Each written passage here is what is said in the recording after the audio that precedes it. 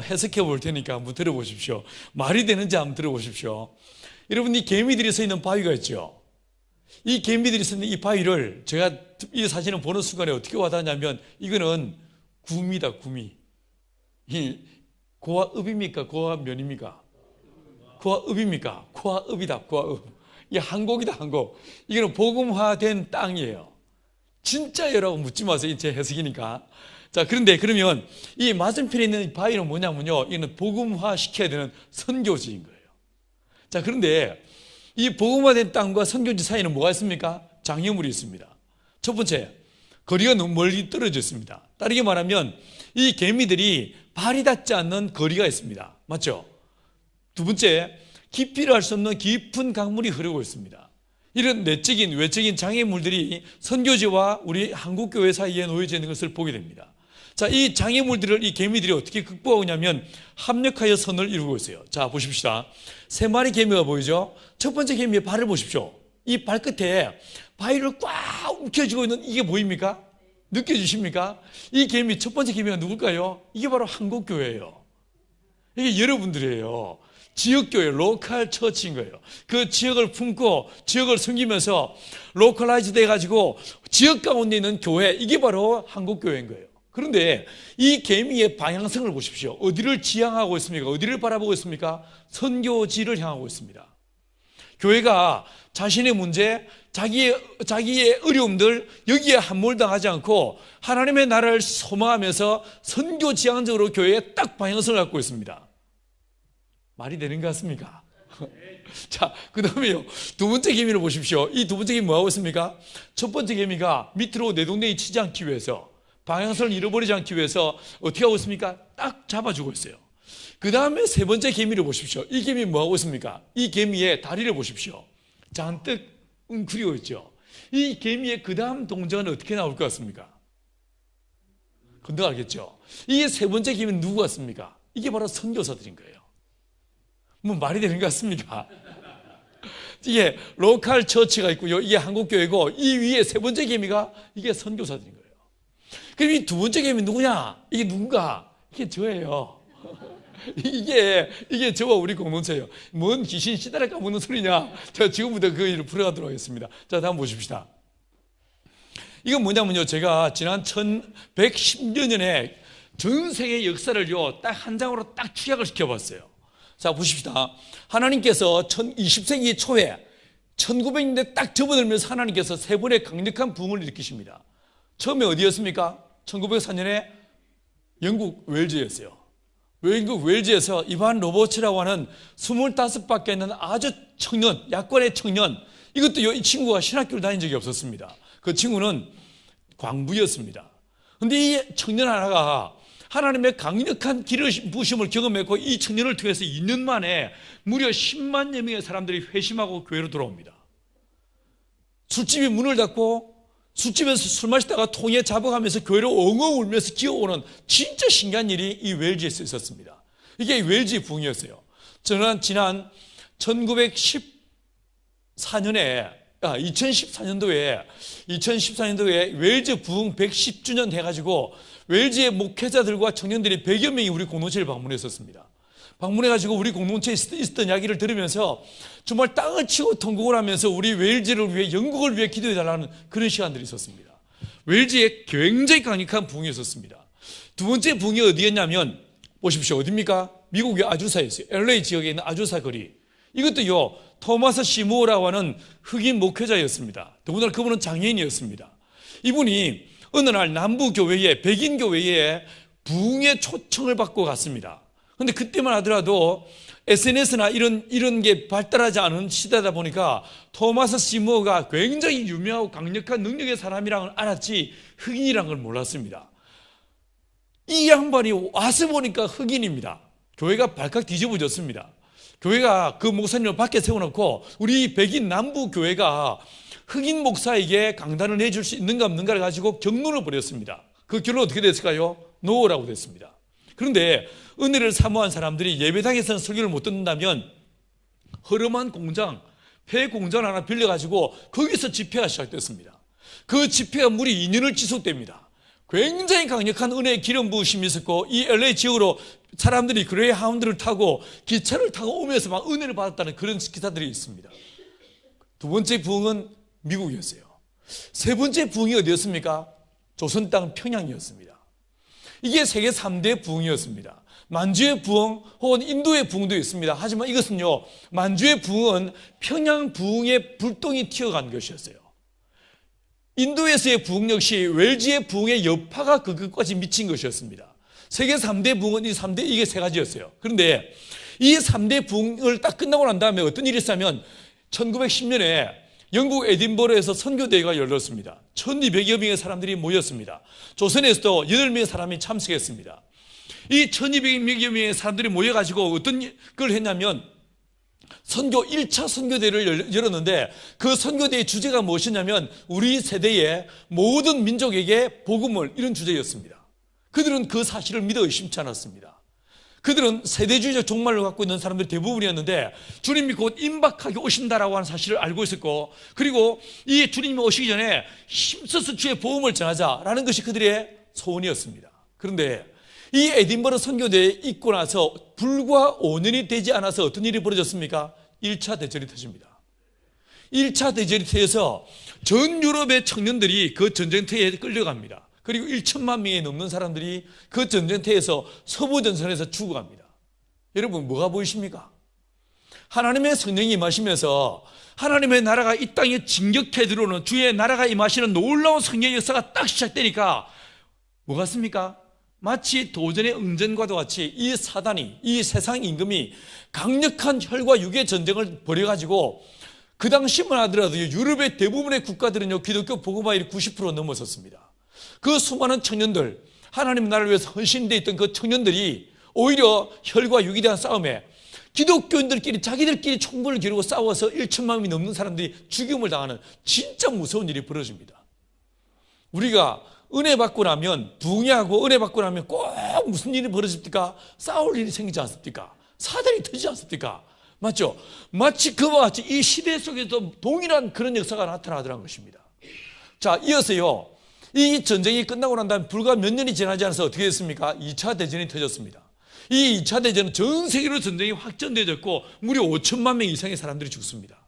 사단이 얼마나 간교한 존재인지를 우리 이 사건을 통해서 알 수 있습니다. 자, 그런데 하나님께서는 어떻게 하시는가? 그 성령을 부으신 다음에 1930년대 이후에 보시면요, 수많은 하나님의 일들이 일어나기 시작하는데, 특별히 기도운동과 선교단체들이 마구 세어나기 시작합니다. SIL, 트랜스 월드 라디오, 혹은 OM, 혹은요, 오퍼레이션 월드, 혹은 YWAM, 이 중에 한두 가지 이름 들어보시죠, 그죠? 이런 단체들이 이 시대에 세워집니다. 이게 무슨 뜻이겠습니까? 마귀의 강력한 혈과 육에 대한 전쟁을 딱 벌이니까 하나님께서 어떻게 하시냐면 조직을 짜기 시작하더라는 거예요. 선교 단체들을, 파라천치들을 막 세우기 시작하십니다. 이 선교단체를 세우신 다음에 그 다음에 1970년대 딱 들어가서는요, 선교의 전략들을 제시하기 시작했어요. 자, 보십시오. 74년도에 1차 로잔 대회가 열렸는데 이때 처음으로 미전도 종교 선교, 이런 말이 처음 나옵니다. 예수 영화가 처음으로 79년도에 더빙 만들어집니다. 2차 로잔 대회 때는 1040 윈도우즈, 이런 말 들어보셨죠? 북위 10도에서 40도, 이 지역에 가장 미복음화된 미전도 종족이 많다. 그래서 이걸 1040 윈도우즈라고 해서 이 지역을 집중적으로 타겟팅해서 선교하자. 이게 1040 윈도우즈. 자, 이걸 바탕으로 해서 비욘드 2000, AD 2000 이 프로젝트 나왔습니다. 이게 좀 더 구체화되면서 1995년에 요수아 프로젝트라는 것이 나왔습니다. 이게 뭐냐면요, 미전도 종족을 마치 한 집안이 고아 아이를 입양하듯이 소수민족을 우리가 입양하자. 입양해서 그들을 위해서 집중적으로 기도하고 선교하고 그리고 전략적으로 접근하자. 이게 요수아 프로젝트였어요. 기억나십니까? 제가 이때 온누리교에 있었습니다. 이때 온누리교에 있을 때 온누리교가 발빠르게 10개의 소수민족을 입양했었어요. 바로 이듬해 1년 동안 훈련시킨 다음에 선교사를 그 지역으로 쫙 파송했었습니다. 여러분은 어느 종족을 섬기고 있습니까? 어느 민족을 섬기고 있습니까? 자, 이 요수아 프로젝트를 10년 동안 진행한 다음에 피니시 더 태스크라는 팀에서요, 어떤 일이 있었냐면 UUPG 그룹이라는 걸 찾아봤습니다. 자, 10년 딱 지난 다음에 인구 5만 이상의 소수 민족 중에서 UUPG, Unreached, Unengaged Peoples 그룹을 찾아봤어요. 이게 무슨 말이냐면 자국으로 된 성경이 없는 민족, 두 번째 예수 영화 더빙되지 않은 나라, 그 다음에 자기 말로 성경을 가르치는 교사가 없고 교회가 없는 이 민족을 UUPG라고 말합니다. 쉽게 말해서 미전도 종족인 거예요. 이걸 찾아봤습니다. 찾아보니까 인구 5만 단위에서 총 몇 개 나왔습니까? 639개가 나왔습니다. 자, 그런데 그 다음을 보십시오. 이게요, 지난 4년 전입니다. 2014년도에 와서 UUPG 그룹을 다시 한번 찾아보니까 인구 5만 단위에서는 더 이상 없습니다. 없습니다. 없어가지고 이 Finishing the Task 팀에서 어떻게 했냐면 기본 단위를 2만 5천으로 줄였습니다. 줄여서 찾아보니까 몇 개 나왔습니까? 145개. 여러분 뭐가 보이십니까? 어떤 게 느껴지십니까? 우리는 말 그대로요, 이 숫자가 말해주는 대로 우리는 종말의 끝자락에 서 있는 거예요. 진짜로 저와 여러분은 어쩌면 우리 세대에 모든 민족에게 복음이 증거되었다 이 소식을 듣게 될지 모릅니다. 어쩌면요, 우리는 주님의 재림 나팔 소리를 듣게 될지도 모릅니다. 마지막 라스트 프론티어, 마지막 복음의 전달자들이 바로 저와 여러분들인 거예요. 할렐루야. 여러분, 이 한 장에서 지금 우리가 어디에서 느껴지십니까? 감이 오십니까? 우리는 지금요, 우리는 진짜 종말의 끝자리에 서 있는 거예요. 어쩌면 천사들은 나팔을 닦고 있을지도 모릅니다. 우리는요, 무엇을 먹을까, 무엇을 마실까, 이따위 고민하고 있을 때가 아닌 거예요. 마귀는 끊임없이 저와 여러분에게 어떤 차, 어떤 옷, 어떤 집, 끊임없이 물질적인 것들, 거기에 우리의 마음을 빼앗기게 만듭니다. 세상을 향유하게 만듭니다. 여러분, 그런데 우리가 가치를 두는 그 대부분의 것들은 어떻습니까? 엘리야의 그도처럼 이 땅에 놓아두고 갈 것들입니다. 맞죠? 영원하지 않은 것들입니다. 무엇이 영원한 것입니까? 저와 여러분의 우리의 시간, 우리의 물질, 우리의 에너지를 영원한 것에 쏟을 수 있는 저와 여러분들이 간절히 축원합니다. 이걸 다음 보십시다. 이걸요, 그래프를 한번 그려봤습니다. 보시면요, AD 30년, 이게 뭐겠습니까? 오순절 마가의 다락방 사건이죠. 이 마가의 다락방 사건 때부터 1900년, 좀 전에 우리 알아봤던 1900년까지, 요때까지 전 세계 인구를 중심으로 봤을 때에 몇 퍼센트에게 복음이 증거됐을까? 선교학자들은 말하기를 10%라고 말합니다. 다시 말해서 전 세계 인구의 10%가 복음화되는데 몇 년 걸린 것입니까? 1900년 걸린 거예요. 그런데 그 성령이 임하시는 그 사건 이후로 어떤 일이 벌어집니까? 비약적으로 복음이 확산되기 시작합니다. 놀랍지 않습니까? 마치 물이 거대한 소용돌이를 칠 때에 저 끝자락에선 천천히 도는 것 같지만 그 중심지에, 진앙지에 가까워지면 가까워질수록 속도가 굉장히 빨라지지 않습니까? 그런 느낌 들지 않으세요? 우리 진짜 끝에 서 있는 거예요. 자, 이런 상황에서 다음요, 두 번 더 클릭해 보십시오. 제가 어제 저 자신을 소개하면서 나는 목수이지만 또한 농부라고 난 소개했어요. 농부인 제 입장에서 봤을 때에 저는요, 이 농업의 시각으로 한번 이 선교를 내가 풀어볼게요. 여러분 저녁 드시고 오셨습니까? 뭐 드셨어요? 밥 드셨어요? 자, 우리는 밥을 먹습니다. 아침에도 밥을 먹고요, 저녁에도 밥을 먹습니다. 맞죠?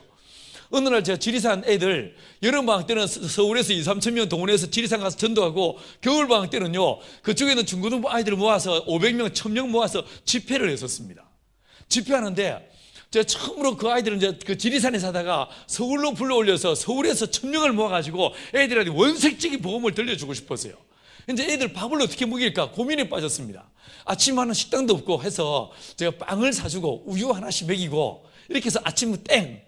점심을 제대로 먹이겠다고 생각했습니다. 빵 먹고 빵에 잼 발라 먹게 하고 우유 마시겠는데, 이놈들이요, 이 촌놈들이 실컷 빵 먹이놨는데 빵 다 먹고 난 다음에 뭐라고 하냐면, 아침은 언제 먹습니까? 우리 밥 먹는 사람은 빵은 간식에 불과해요, 그죠? 근데 유럽 사람들은 뭘 먹습니까? 빵을 먹어요. 우리는 밥을 먹어요. 왜 우리는 밥을 먹는데 그들은 빵을 먹을까? 이런 생각해 보신 적 없죠? 자, 이걸 내가 풀어볼게요. 먼저요, 밀과 쌀을 단순하게 비교해보면요, 밀은 연작이 안 됩니다. 연작할 수 없는 식물입니다. 밀은 심은데 또 심으면 키가 크지 않습니다. 열매가 반밖에 나오지 않습니다. 어느 날 제가 키르기즈스탄에 가서 이제 농업을 강의하게 됐는데, 마침 그때 6월 달이었습니다. 그 6월달 거기 가면 키르기스탄에 가면요 김도범 목사님이라고 올해 지금 87 되신 현역 선교사가 계십니다. 나이를 잊은 진짜 대단한 분이 계십니다.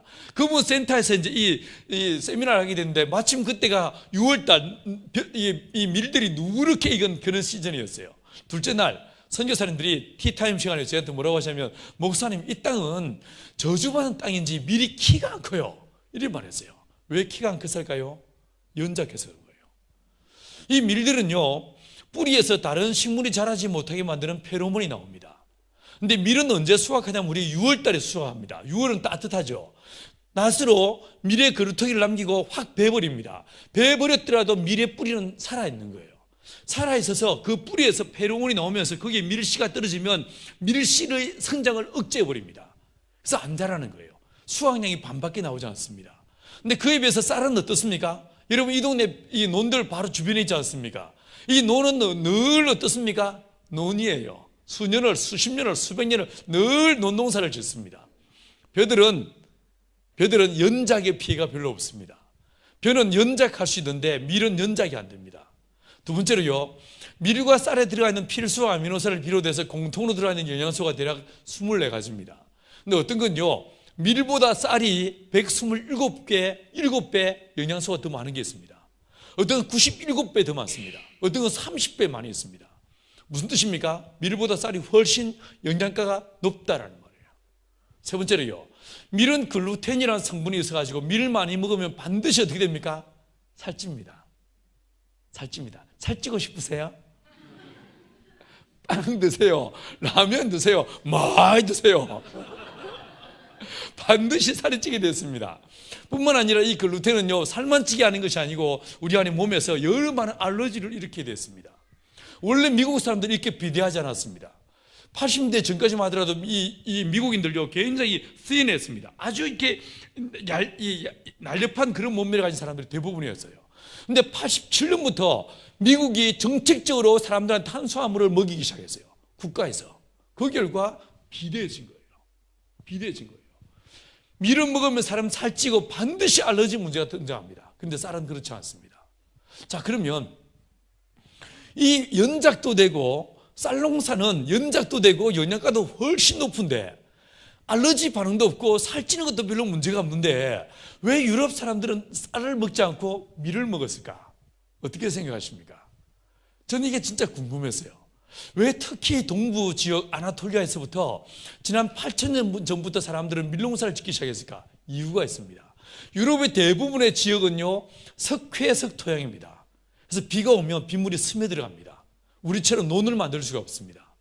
땅이 점토성 토양이 아니라는 말입니다. 두 번째로요, 이 벼들은 여러분 더 잘 아시는 것처럼 심고 난 다음에 최소한 55일 동안 논에서 물을 절대로 빼면 안 됩니다. 물을 그득히 대둬야 됩니다. 이 벼들은 수생식물입니다. 물론 밭에서도 벼들이 자랄 수 있지만 밭벼는 논벼의 물벼에 비해서요, 논벼에 비해서 수확량이 40% 떨어집니다. 반밖에 안 나옵니다. 논에서 자라야만 벼들은 잘 자라게 되어 있습니다. 그런데 이 유럽은 언제 비가 오는가? 이 벼들이 심던 때가 언제입니까? 대개 5월에서 6월에 벼를 심습니다. 그렇지 않습니까? 심고 나면요, 이 5월 하순에서부터 7월 초순까지는 절대로 논에 물을 빼서는 안 되는 거예요. 다시 말해서 이때는요, 비가 오고 늘 장마가 지는 이런 기후여야만 됩니다. 55월 딱 지난 다음에 어떤 일이 벌어지냐면 이 벼들이 꽃이 핍니다. 이때 교대기라고 하는데 이때 꽃이 피고요, 그리고 애들이 열매가 자리 잡기 시작합니다. 이 열매가 자리 잡고 꽃이 필 이때는요, 두 가지 조건값이 필요한데 대기 중에 온도가 28도에서 33도, 두 번째 습도가 80% 이상이 됩니다. 푹푹 찌는 듯한 이런 날씨입니다. 이게 딱 우리나라의 7, 8월달 날씨지 않습니까? 근데 유럽의 7, 8월달 어떻습니까? 비가 오지 않습니다. 여러분 언제 비가 오는가? 11월 달에서 이듬해 3월에 비가 옵니다. 여름에 비가 오지 않습니다. 여러분 유럽 여행을 가고 싶으세요? 절대 겨울에 가지 마십시오. 겨울은 밤이 길고요, 늘 칙칙한 진짜 흐리고 영 재미없습니다. 여름에 가면 해도 길고 비도 오지 않아서 얼마나 여행하기 좋은지 모릅니다. 여러분 쌀농사를 짓기에 기후적으로 볼 때, 풍토로 볼 때, 토양 기후 조건으로 볼 때 쌀농사를 짓기에 마땅하지 않았습니다. 그 결과 이 사람들은 뭐 했습니까? 밀농사를 지었습니다. 자, 그러면 밀은 제가 설명드리기에 밀은 연작이 안 된다고 했죠, 그죠? 자, 그러면 이 밀농사 짓는 사람들은 어떻게 농사를 지었을까요? 땅이 있습니다. 땅이 있으면요, 반드시 2등분하거나 3등분합니다. 중세 장원제도 때는요, 땅을 7등분했습니다.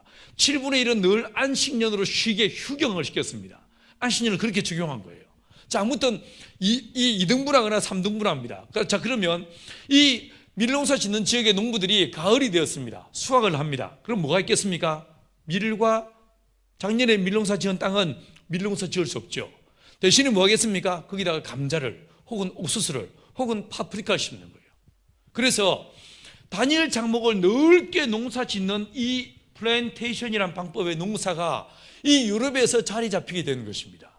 그래서 유럽의 농부들은 가을에 수확을 하면 밀과 감자, 밀과 파프리카 혹은 밀과 옥수수 이런 단작하는 한두 가지의 작목밖에 없습니다. 우리가 1년 365일 사는데 밀과 감자만 가지고 1년 살 수 있으세요? 천만에 만만에 공떡이 옵시다. 안 됩니다. 수많은 양념과 부식들의 샐러드가 필요합니다. 그렇지 않습니까? 오곡백과가 필요합니다. 자, 이러다 보니까 이 유럽 사람들은 뭘 하냐면요, 이 밀문화권의 사람들은 반드시 어떤 일을 벌이냐면 자기가 농사지은 잉여된 농산물을 수레에 싣고 길을 만들어서 자기가 필요로 한 것을 농사지은 사람을 찾아가게 됩니다. 밀은 반드시 뭘 만드는가? 길을 만들게 되어 있습니다. 모든 길은 로마로 통한다, 이런 말 들어보셨죠? 이게 왜 이런 말이 나왔는가? 밀문화권이기 때문에 그렇습니다. 자, 그에 비해서 쌀 문화 지역은 어떠냐면요, 쌀은 다시 말해서 논은요 늘 논입니다. 그렇죠? 특별한 이유 없이는요 논에서 늘 벼가 자랍니다. 물을 댈 수 있는 평평한 땅, 논을 만듭니다. 대신에 물을 댈 수 없는 평평한 땅이나 혹은 언덕진 곳은 밭을 만들어서 뭐 하겠습니까? 오곡백과를 다 심는 거예요. 이 쌀문화 지역에서는 바꿔 먹을 게 없습니다. 다 나옵니다. 양념을 비롯해서 무, 배추까지 다 농사 짓습니다. 그리고 밭 언저리에 대추나무, 감나무, 사과나무 심어가지고 과일도 직접요 다 자급자족할 수 있습니다. 이 지역에서는 이 쌀문화 지역에서는 바꿔 먹을 이유가 별로 없었습니다. 그래서 길이 만들어지는 대신에 뭐가 만들어지는가? 마을이 만들어졌어요. 작은 부락들이, 공동체가 만들어집니다. 이 말 이해가 되십니까? 밀은 길을 만들고요, 쌀은요 마을, 공동체를 만드는 거예요. 가축도 다릅니다. 유럽 지역은 늘 먹을 것이 부족했습니다. 그래서 이 유럽 지역은 사람들과 먹이 경쟁을 벌일 수 있는 이 잡식 동물을 선호하지 않았습니다.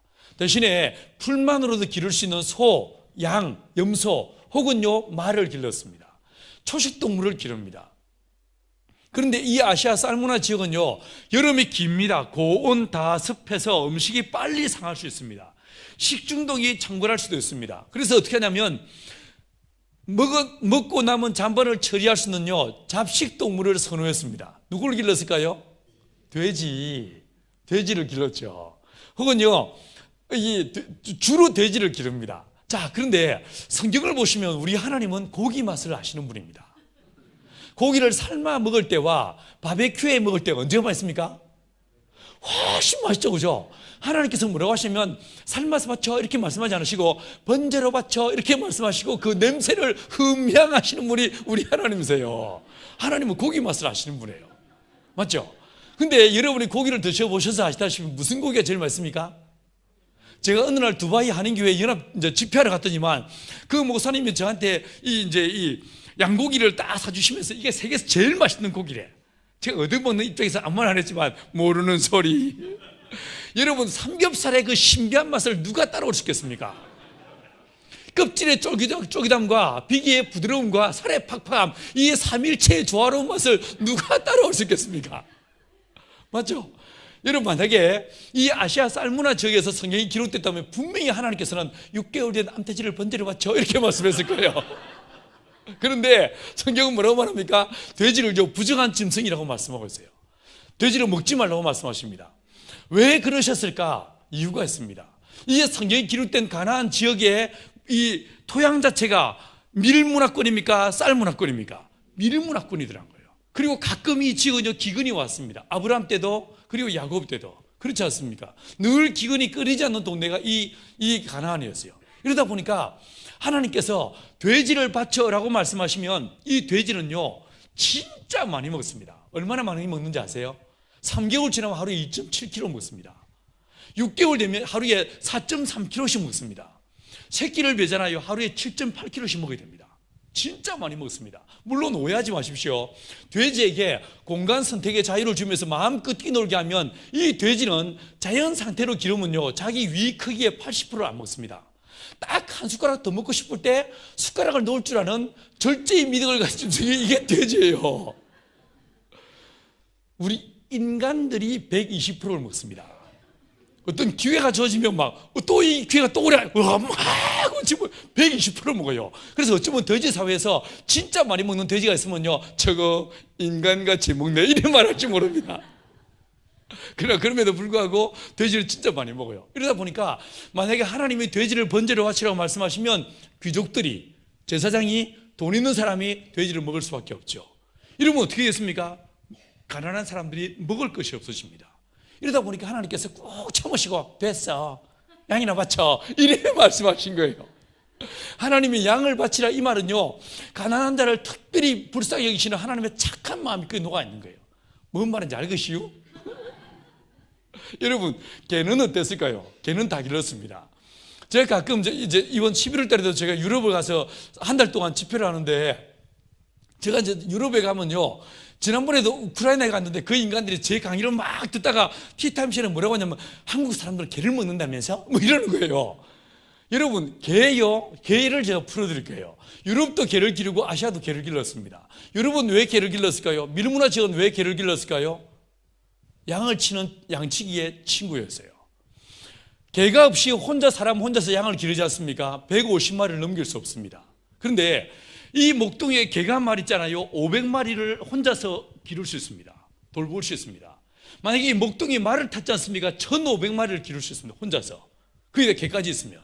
이 개는 양치기 목동에 진짜 중요한 도구가 이 개였습니다. 겨울에 이 개를 데리고 사냥을 해서 동물성 단백질을 공급받았습니다. 그래서 이 유럽 지역에서는 개는요 가족이고 친구가 되어 같았어요. 거의 대부분 안 잡아먹습니다. 그런데 이 조선 땅, 이 쌀문화 지역에서는 왜 개를 길렀습니까? 살아있는 도시라. 집에 개 몇 마리씩 길렀어요? 3마리. 이름이 뭐였어요? 초복이, 중복이, 말복이. 그래서 몸이 흥할 때 한 마리씩 잡아들잖아요. 충청도에서요 개 먹냐 이 말을요 개혀? 이래 말해요. 개혀? 이래요. 저보고 묻지 마세요. 개혀? 묻지 아니요. 저 개를 못 먹습니다. 저 개를 기르는 사람입니다. 하지만 이 개도요 이 밀문화 지역과 쌀문화 지역의 문화적 차이에 따라서 이 목적이 다르고 수단의 이유가 다르더란 것입니다. 자, 이해되시겠습니까? 성도 다릅니다. 여러분요 석회에서 토양했다고 했죠. 이 토양에서는 나무들이 잘 자랍니다. 아름드리 나무들이 솟아오릅니다. 그리고 대리석을 비롯해서 물은 바위들이 발달해서 이 바위들을 네모 반듯하게 자르기 좋은 바위들이 많이 있습니다. 그래서 성을 수직적으로 높이 쌓을 수가 있었습니다. 유럽 어디를 가보십시오. 성들은 다 높습니다. 하지만 이 아시아 쌀문화 지역은 점토성 토양이기 때문에 바위가 현무암 아니면 화강암입니다. 이 바위들은 네모 반듯하게 자르기가 진짜 어렵습니다. 그래서 어떻게 할까요? 성이 높지 않았습니다. 경복궁 조선의 임금이 500년을 산 땅이지만 그게 성이 어땠습니까? 높지 않았어요. 옆으로 방을 붙여서 999칸. 중국의 자금성, 천자가 살던 성이지만 성이 높지 않습니다. 방을 9999칸 옆으로 붙여 지었습니다. 이 쌀문화 지역은요 성이 수평적입니다. 하지만 밀문화 지역은 어떻습니까? 수직적이었습니다. 종적인 관계를 갖고 있고 이 쌀문화 지역은 횡적인 수평적 관계를 갖는 걸 보게 됩니다. 자, 그런데 여기서 어느덧 차이도 있고 다른 많은 차이도 있지만 제가 넘어가겠습니다. 여러분 지난 2000년 동안 누가 선교를 주도했습니까? 누가 선교를 주도했어요? 이 밀문화권 사람들이. 맞죠? 로마인들이, 이스라엘 사람들이, 영국이, 미국이, 앵글리칸들이, 밀을 먹는 사람들이 전 세계로 복음을 들고 나갔습니다. 이게 뭐였습니까? 제가 설명드리기를 밀은 뭘 만든다고 했어요? 길을 만든다고 했죠. 이 길을 만드는 DNA를 가진 이 개척 정신이 강력한 이 밀문화권 사람들에게 하나님 복음을 주셔서 이 복음의 전달자로 온 5대양 6대주로 복음을 들고 나가게 하신 거예요. 하나님은 그들의 문화적 코드를 통하여 복음의 확산에 그들을 사용하신 거예요. 다음 보십시다. 이건 최근 통계입니다. 선교사 파송 현황이에요. 우리는요, 누구나 세계에서 선교사 제일 많이 파송한 나라 어디라고 알고 있었습니까? 미국이라고 알고 있었죠. 이제 아닙니다. 더 이상 미국이 아닙니다. 어디입니까? 중국이에요, 중국. 2위가 어디입니까? 인도예요. 3위가 미국이고 대한민국의 4위입니다. 자, 일단 올림픽에서도 5위는 안 쳐줍니다. 4위까지 먹어줍니다. 그죠? 자, 4위까지. 중국, 인도, 미국, 한국 뭐가 보이십니까? 아, 한국이 보이세요. 제가 길게 뭔 소리 했습니까? 밀과 쌀을 설명했잖아요. 맞죠? 자, 이리 보면 밀과 쌀의 시각으로 바라보시면 뭐가 보이십니까? 쌀 문화 지역들. 중국은, 인도는, 한국은 전통적으로 쌀을 먹는 사람들이에요. 그렇지 않습니까? 자, 미국요, 만약에 250년 전에 유럽 사람들에서 식민지화 되지 않았으면 어땠을까? 저는요, 농사꾼이다 보니까 가는 데마다 어느 나라를 가든지 그 땅의 흙을 만져봅니다. 냄새를 맡아보고 입에 넣고 맛을 봅니다. 어디 가든지 흙을 입에 넣고 맛을 봐요. 그리고 흙의 토지를 느껴봅니다. 제가 볼 때 전 세계에서 가장 비옥한 땅이 미국 북아메리카 땅이에요. 캐나다와 미국에 제일 비옥해요. 그리고 여름에 비가 옵니다. 여러분, 캘리포니아산 쌀 이런 말 들어보시지 않습니까? 그죠? 자포니카. 전 세계 2%의 사람만 자포니카를 먹는데 이 자포니카 진짜 좋은 쌀이 캘리포니아에 나옵니다. 무슨 뜻이겠습니까? 만약에 앵글리칸들이 이 미국을 식민지화하지 않고 그대로 내려왔다면 어떻게 됐을까요? 이 사람들은 쌀을 먹었을 거예요. 아무튼 하나님께서 21세기에 딱 접어들면서 지난 2000년 동안 밀문화권 사람들의 선교를 주도한 시대에서 21세기에 딱 접어들면서 어떻게 하셨습니까? 선교의 주도 세력들을 바톤 터치하시더라고요. 누구로? 쌀문화권 사람들로. 다시 복습해 보십시다. 밀은 뭘 만들었습니까? 길을 만들었어요. 쌀은 뭘 만듭니까? 마을을, 공동체를 만들더란 거예요. 하나님은 2000년 동안 이 길을 만드는 사람들을 통해서 복음의 확산이 일어나게 하신 다음에 마지막 대추수의 때를 앞두고 하나님은 쌀문화권 사람들이 선교를 주도하는 시대에 변화가 일어나게 하시더란 거예요. 자, 우리나라에 KWMA라는 단체가 있습니다. 이게 뭐냐면요, 세계선교협의회라는 단체입니다. 이 단체에서 대부분, 여러분이 알고 있는 대부분의 선교단체가 이 KWMA에 가입되어 있습니다. 이 단체가 어느 날 프로젝트 2030을 발표했습니다. 이게 뭔지 아십니까? 들어보셨습니까? 2030년까지 우리가 10만 명의 선교사를 파송하자 이 하나님 앞에 서원을 했습니다. 대부분의 교회와 그리고 선교단체의 리더들이 거기에 사인을 했습니다. 서약을 했습니다. 자, 이 약속이 지켜질 수 있을 것 같습니까? 언감생심. 제가 볼 때 불가능합니다. 안 됩니다. 한국교회 교회세가 꺾여지기 시작했고 선교사 파송인원도 줄어들기 시작했습니다. 저는 매년 지금 현재 10개에서 12개의 선교단체의 사람들을 훈련을 시킵니다. 이번 주말에도 한 단체가 우리 공동체와 내가 강의를 해야 됩니다. 10개에서 12개의 선교단체 훈련을 시키는데 지금요 보면요 리크루팅이 안 됩니다. 선교사 모집이 안 됩니다. 세계 교회 앞에서 우리가 진짜 10만 명을 파송할 수 있을까? 제가 볼 때는 불가능해 보입니다. 그러나 한국 교회는요, 우리는 쌀문화 지역인데 유일하게 전 세계에서 굉장히 강력한 부흥을 경험한 나라가 이 조선 땅이었어요. 그러면 하나님께서 이 한국 교회에 주신 비전과 하나님의 미션이 뭘까? 여러분은 어떻게 생각하십니까? 제가 볼 때는요, 한국 교회가 이 중국과 인도와 인도 차이나 반도에 있는 수많은 가난한 교회들한테 모델이 될 수 있어야 되는 거예요. 지금은요, 우리가 영국 교회와 미국 교회로부터 배운 선교의 전략들을 그대로 씁니다. 그들이 쓴 선교의 교과서를 그대로 답습했습니다. 그래서 밀문화권 사람들 방식대로 그대로 우리가 선교하고 있습니다. 교회가 선교사 뽑은 다음에 훈련시켜서 어떻게 합니까? 파송하죠. 파송하면서 어떻게 해요? 100% 풀 스포트 해줍니다. 풀리 다 도와줍니다. 한 달에 2,000불씩, 2,500불씩, 3,000불씩 지원합니다. 그렇지 않습니까? 자, 이런 모습을 중국 교회가 따라할 수 있을까요? 인도 교회가 따라할 수 있을까요? 자기 교회 목회자도 자립이 안 되는 진짜 가난한 중국 교회가 무슨 수로 그런 방법을 따라할 수 있겠습니까? 미얀마에 있는 교회가, 태국에 있는 교회가, 말레이시아 교회가 어떻게 그 방법을 따라할 수 있겠습니까? 여러분, 우리는요 쌀문화 지역이에요. 우리는 길을 만드는 문화가 아니에요. 우리는 마을을 만드는 작은 공동체, 그 다음에 이 작은 공동체는 자급자족하는 공동체가 조선의 공동체였어요. 그러면 바울이 2000년 전에 우리에게 모델을 보여줬던 대로 텐트 메이커, 자비랑 선교의 롤 모델을 한국 교회가 제시할 수 있어야만 이 모습을 보고 중국 교회가 따라할 수 있고 인도 교회가 따라할 수 있는 거 아니겠습니까? 여러분은 어떻게 생각하십니까? 우리 한국 교회가 전 세계를 선교할 수 없습니다. 하지만 한국 교회가 뭔가 제대로 된 모델을 딱 제시하고 중국 교회가 보면서 우리도 저희 교회처럼 구미 있는 이 교회 따라하면 되겠네, 이런 모델이 되는 교회가 될 수 있어야 되지 않겠습니까? 여러분은 어떻게 생각하십니까? 자, 다음 보십시오. 보시면 2000년 전에 하나님의 성령께서는 2000년 후에 이 쌀문화 지역 사람들이 어떻게 선교할지에 대한 하나님께서 롤 모델을 딱 제시해 주셨어요. 계시적 사건을 일으키셨습니다. 오순절 마가다락방에 성령이 맺죠. 그 성령이 맺을 때 그 교회가 몇 명이었습니까? 120명. 여러분, 120명 교회를 큰 교회라 말할 수 있습니까? 아무도 그렇게 말하지 않을 거예요. 이건 메가처치가 아니었습니다. 저도 메가처치 이겨서 봤습니다. 큰 교회 장로들, 집사들, 목사들 누구 하나 예외 없이요, 교회가 커지면, 교회가 힘이 있으면 그 힘으로, 그 맨파워로 우리가 전 세계를 섬길 수 있다라고 이야기합니다. 그런데요, 이거는 썩는 거예요. 바벨론의 스피릿인 거예요. 하나님은 작고 보잘것없는, 흠모할 만한 것이 아무것도 없는 나사렛 예수, 그를 통해서 세상을 뒤집어 놓으시는 거예요.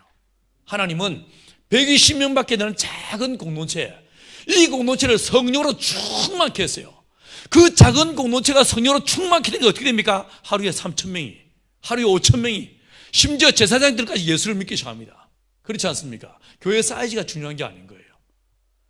주님께서 보실 때에 여러분, 사람 수가 중요한 게 아니고 진짜 이 교회에 예수의 피가 뚝뚝 흐르고 하나님의 성령이 운행하시니까 이게 진짜 중요한 거예요. 교회가 어디에 있는가도 중요한 게 아닌 것입니다. 여러분, 이 한국, 이 골짜기에 교회가 있다 할지라도 이 교회가 진짜 예수의 십자가의 피로, 예수의 심장을 가진 교회로 복음으로 무장하고 똘똘 뭉칠 때에 이 교회가 세상을 뒤집어 놓을 수 있게 될 줄 믿습니다. 할렐루야. 자, 보십시오. 이 작은 120명밖에 되는 공동체가 딱 시작하는데 그 상황이, 그 동네가 어떤 동네였습니까? 그들을 제비하고 다 누구 하나 예비 없이 어떤 사람들이었어요? 유대인들이었어요. 강력한 유대 공동체, 종교 공동체였어요. 심지어 여러분이 아시는데 스테반은 딴소리 하다 돌에 맞아 죽잖아요. 그렇지 않습니까? 음한 소리 하면 돌로 때려 죽여버리는 과격하게 이를 데 없는 종교 공동체가 이 유대인이었습니다. 근데 거기서 하나님께서 선교를 시작하시는데 어떻게 했어요? 작은 스몰 사이즈의 커뮤니티였어요. 지금 여러분이 선교하시는, 이제 여러분이 품고 있는 나라들을 생각해 보십시오. 방글라데시 100% 어떤 나라예요? 무슬림이죠. 중앙아시아 almost 어떻습니까? 무슬림이죠. 그렇지 않습니까? 바로 밑에 이 방글라데시 바로 옆으로 딱 넘어와서 그 위로 쫙 보면 티벳부터 해서 온 지역이 어떤 지역입니까? 불교 지역이죠. 이 방글라데시 바로 밑으로 내려가면 어떻습니까? 인도 전체가 어떻습니까? 힌두 지역이죠. 종교 공동체로 들어가는 거예요. 신장에서부터 세네갈까지 전 지역이 어떻습니까? 무슬림 지역들이에요. 우리가 나라로 간다고요? 나라가 아니에요. 종교 지역으로 들어가는 거예요. 근데 하나님께서 지난 2000년 전에 이 오순절 사건을 통해서 종교 공동체 속에서 어떻게 선교하는가? 개인 플레이가 아니란 거예요. 작은 공동체를 세우시고 이 자립형 공동체, 더 나아가서 선교 공동체, 성례의 공동체가 될 때 이게 세상을 뒤집어 놓을 수 있다라고 말씀하고 있는 거예요. 저는요, 이걸 묵상하면서 맞다. 교회 사이즈가 중요한 게 아니고 진짜 내가 예수의 손에 붙잡히고 하나님의 성령에 충만함 받는 믿음의 공동체 되면 이게 어디에 있든 세상을 뒤집어 놓을 수 있다. 할렐루야. 제가요, 이 보원에 내려가면서 그런 마음을 먹었어요. 보원에 제가 내려갔습니다. 제가 내려간 나이가 몇 살이었어요? 34살이었어요. 왜 34살에 내려가냐면 상당히 다분히 의도가 있었습니다. 예수님이 33살에 십자가에 못 박히셨으니까 34살부터의 죄의 공세는 내가 삽니다. 뭐 이런 마음으로 제가 34살에 내려갔습니다. 오늘에서 제가 내려가겠다고 하는데 많이 말렸습니다. 돌아가신 하용조 목사님이 뭔 쓸데없는 농촌이냐. 야, 그게 사람이냐. 네가 농사를 지어봐서 너 땅이 있어. 뭔 소리, 말도 안 되는 소리 하지 마라. 현대선교는 도시선교야. 뭔 시골이야. 쓸데없는 소리 하지 마라. 이렇게 딱 제 말 끊어먹었었습니다. 그런데 보시면 제가 살살 웃잖아요. 그리고 목사님한테 사직서를 제출하고요, 제가 휴대폰 꺼버렸어요. 이분이 저를 잡아오라고 난리가 났는데 안 갔습니다. 좀 뺀질거리가 생겼습니까? 휴대폰 꺼버리고 그분이 불러다 가다가 제가 어디서 그분한테 붙잡혔냐면 서빙고에 있는 온누리교회 맞은편 신동아 쇼핑센터 지하 3층에 사우나가 있어요. 제가 이 업무 시간에 땡땡이 치고 사우나를 갔는데 거기에 그분도 땡땡이 치고 와 있었어. 이분이 저를 보고 나 이리 와 꼼짝없이 붙잡혔어요. 너 왜 농촌관리고 하느냐? 너 도대체 정신이 있어 없어? 땅 있어? 없습니다. 부모님 농사꾼이야? 아닙니다. 저는 아무것도 내가 얘라고 말할 수 있는 게 없었어요. 이분이 한참 막 저를 당하시다 헐 그러시더니만 너 날 설득시키라. 설득시키면 내가 널 내려보내준다. 대신에 설득을 못 시키면 no soup, 국물도 없어 이러셨어요. 제가 고개를 들고 씩 웃으면서 목사님, 제가 목사님을 설득시키면 따라 내려가시겠습니까? 이러니까 이분이 껄껄껄 웃으시면서 내가 졌다 이러십니다. 제가 이래봬도 하영종 목사 와서 이긴 사람이었어요. 그 이후로 하 목사님이 저를 볼 때마다 뭐라고 하시냐면 진짜 기분 좋다. 내가 뭐 도와줄까? 말만 해라. 땅 사줄까? 아니면 돈을 줄까? 집을 줘줄까? 뭐든지 말만 해라. 사실 제 목 끝에서요, 땅 사주세요. 이게 목 끝까지 올라왔는데 이걸 꽉 눌러버리고요. 목사님, 제가 목사님 밑에서 진짜 많은 걸 배웠습니다. 여기서 뭔가 더 뜯어가면 그건 사기꾼입니다. 저 젊으니까 맨땅에 헤딩하겠습니다. 멋지죠? 이 멋진 건요, 대가를 지불해야 돼.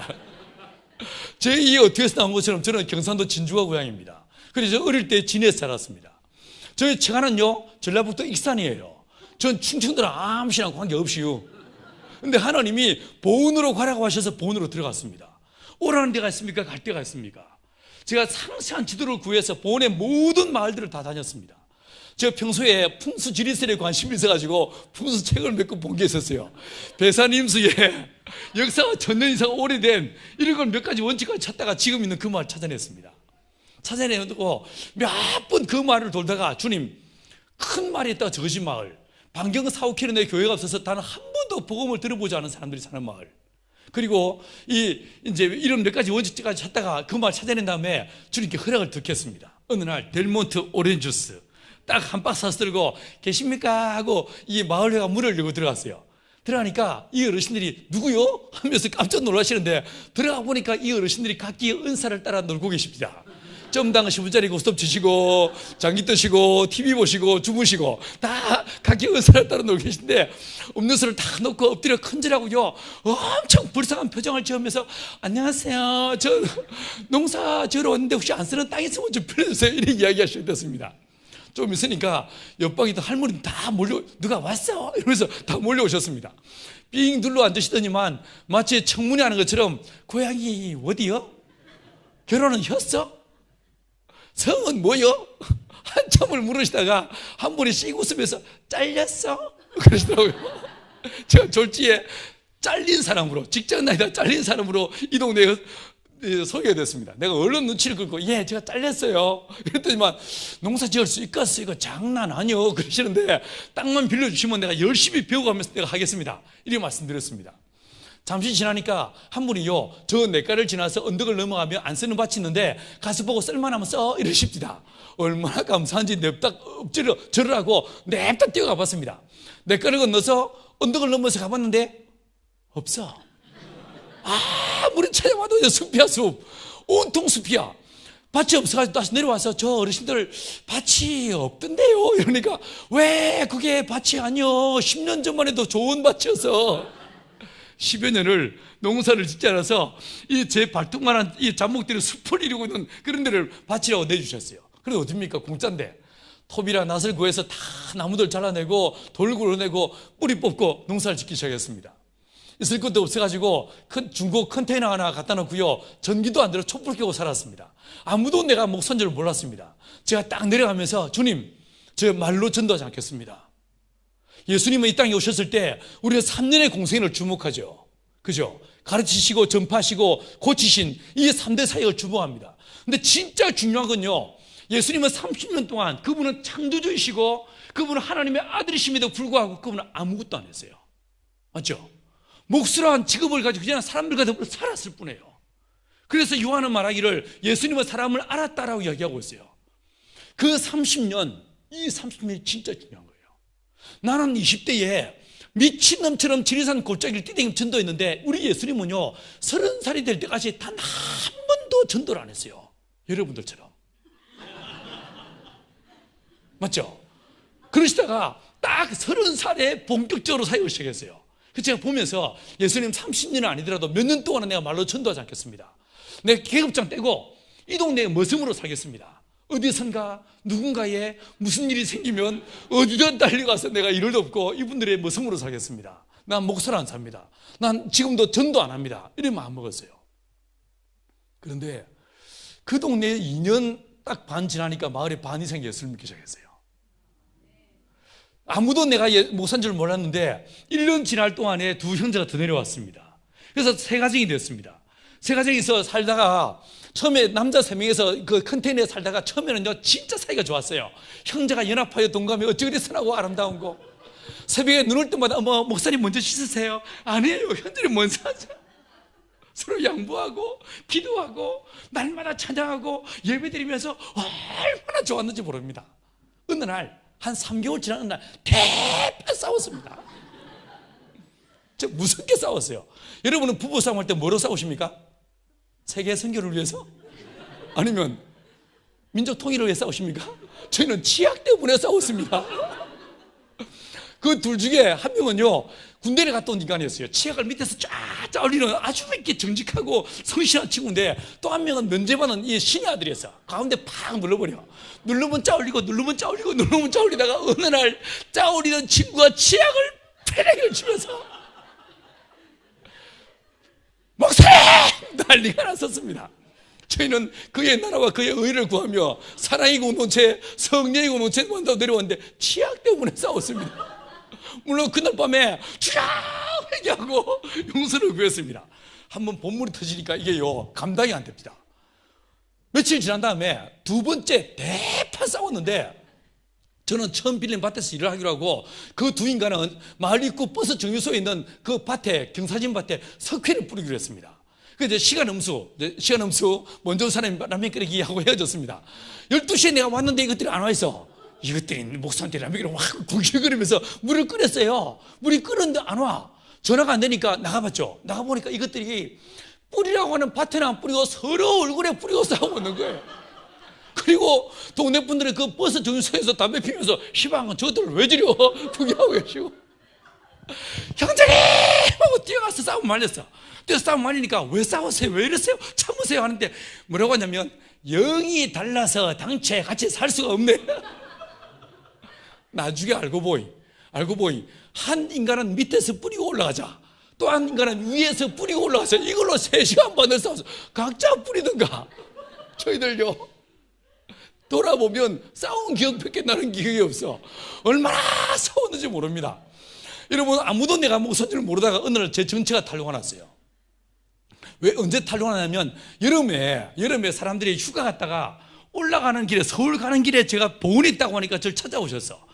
전화를 아무리 해도 전화가 안 터지니까, 그때만 하더라도 우리 마을이요 큰 길 신장로에서 우리 마을로 딱 접어들면 어떤 휴대폰도 터지지 않는 전파의 사각지대였어. 이분이 전화를 해도 안 되시니까 동네 분한테 물어봤습니다. 여러분, 제가 목사라는 사실을 숨기고 은둔에 살고 있으면 저를 접선하러 왔을 때 용어를 조심해야 되지 않겠습니까? 강 사장님 어디 계세요? 이러든가 강 선생님 이름 물었어야 되는데, 이 철딱선이 없는 사람들이 여기 혹시 강동진 목사님이라고 계세요? 뭐 이름 물었습니다. 그냥 목사요? 이러면서 제 정체가 탄로가 났습니다. 우리 동네에 보항한 할머니가 한 분 계신데, 이분은 집마다 참견하는 분이에요. 비가 부슬부슬 내리면 누가 시키지 않아도 온 동네를 뛰어다니면서 장독독하다다! 시방은 비 오는데 빨래하고 그거 뭐야? 큰 소리 지르는 할머니 한 분 있는데, 이 할매가 그 언덕진 밭에 저를 찾아오셨어요. 밭두개 딱 앉으시더니만, 강씨, 예? 목사라며? 예, 제가 실은 목사입니다. 교회는 끊었어? 왜 여기 와서 이 지랄이야? 이 마누라 이러는 거 알아? 내 졸지에 교회 끊은 사람으로 그 동네에 소개됐었어요. 여러분, 그렇게 1년을 지내고, 1년을 딱 지낼 무렵에 이제 저희 식구들하고 이야기하는데, 야, 우리 젊은 남자들, 30대 초반의 젊은 남자들이 결혼 안 하고, 결혼했는데 부인과 너무 오래 떨어져서 음란한 영이 틈탄다. 우리 집을 짓자. 이래 마음 먹었습니다. 집을 지어야 되는데 돈은 없어. 마침 그때 두 사람 중에 한 사람이 전세금 1,800만 원 빠졌습니다. 이 돈으로 집을 짓기로 마음 먹었어요. 어떻게 집을 지을까? 제가 설계했습니다. 설계하는데요, 좀 보시면 무식하게 생겼습니까? A4지 한 장에다가 30cm 자들고 줄 벅벅 뜬 이게 설계의 전부였습니다. 집을요 2층으로 짓기로 마음먹었습니다. 30평짜리 두 채 60평. 이걸 어떻게 지을까 고민하다가 서울 지역에서 아파트 모델하우스 분양 다 끝나고 나면 철거합니다. 맞죠? 그 철거할 때 나오는 폐목들을요 못 박힌 채로 5톤 트럭으로 4대 분량을 샀습니다. 첫해 11월부터 그 이듬해 3월까지 매일 아침마다 장도를 들고 눈이 오나 비가 오나 못을 뽑았습니다. 이런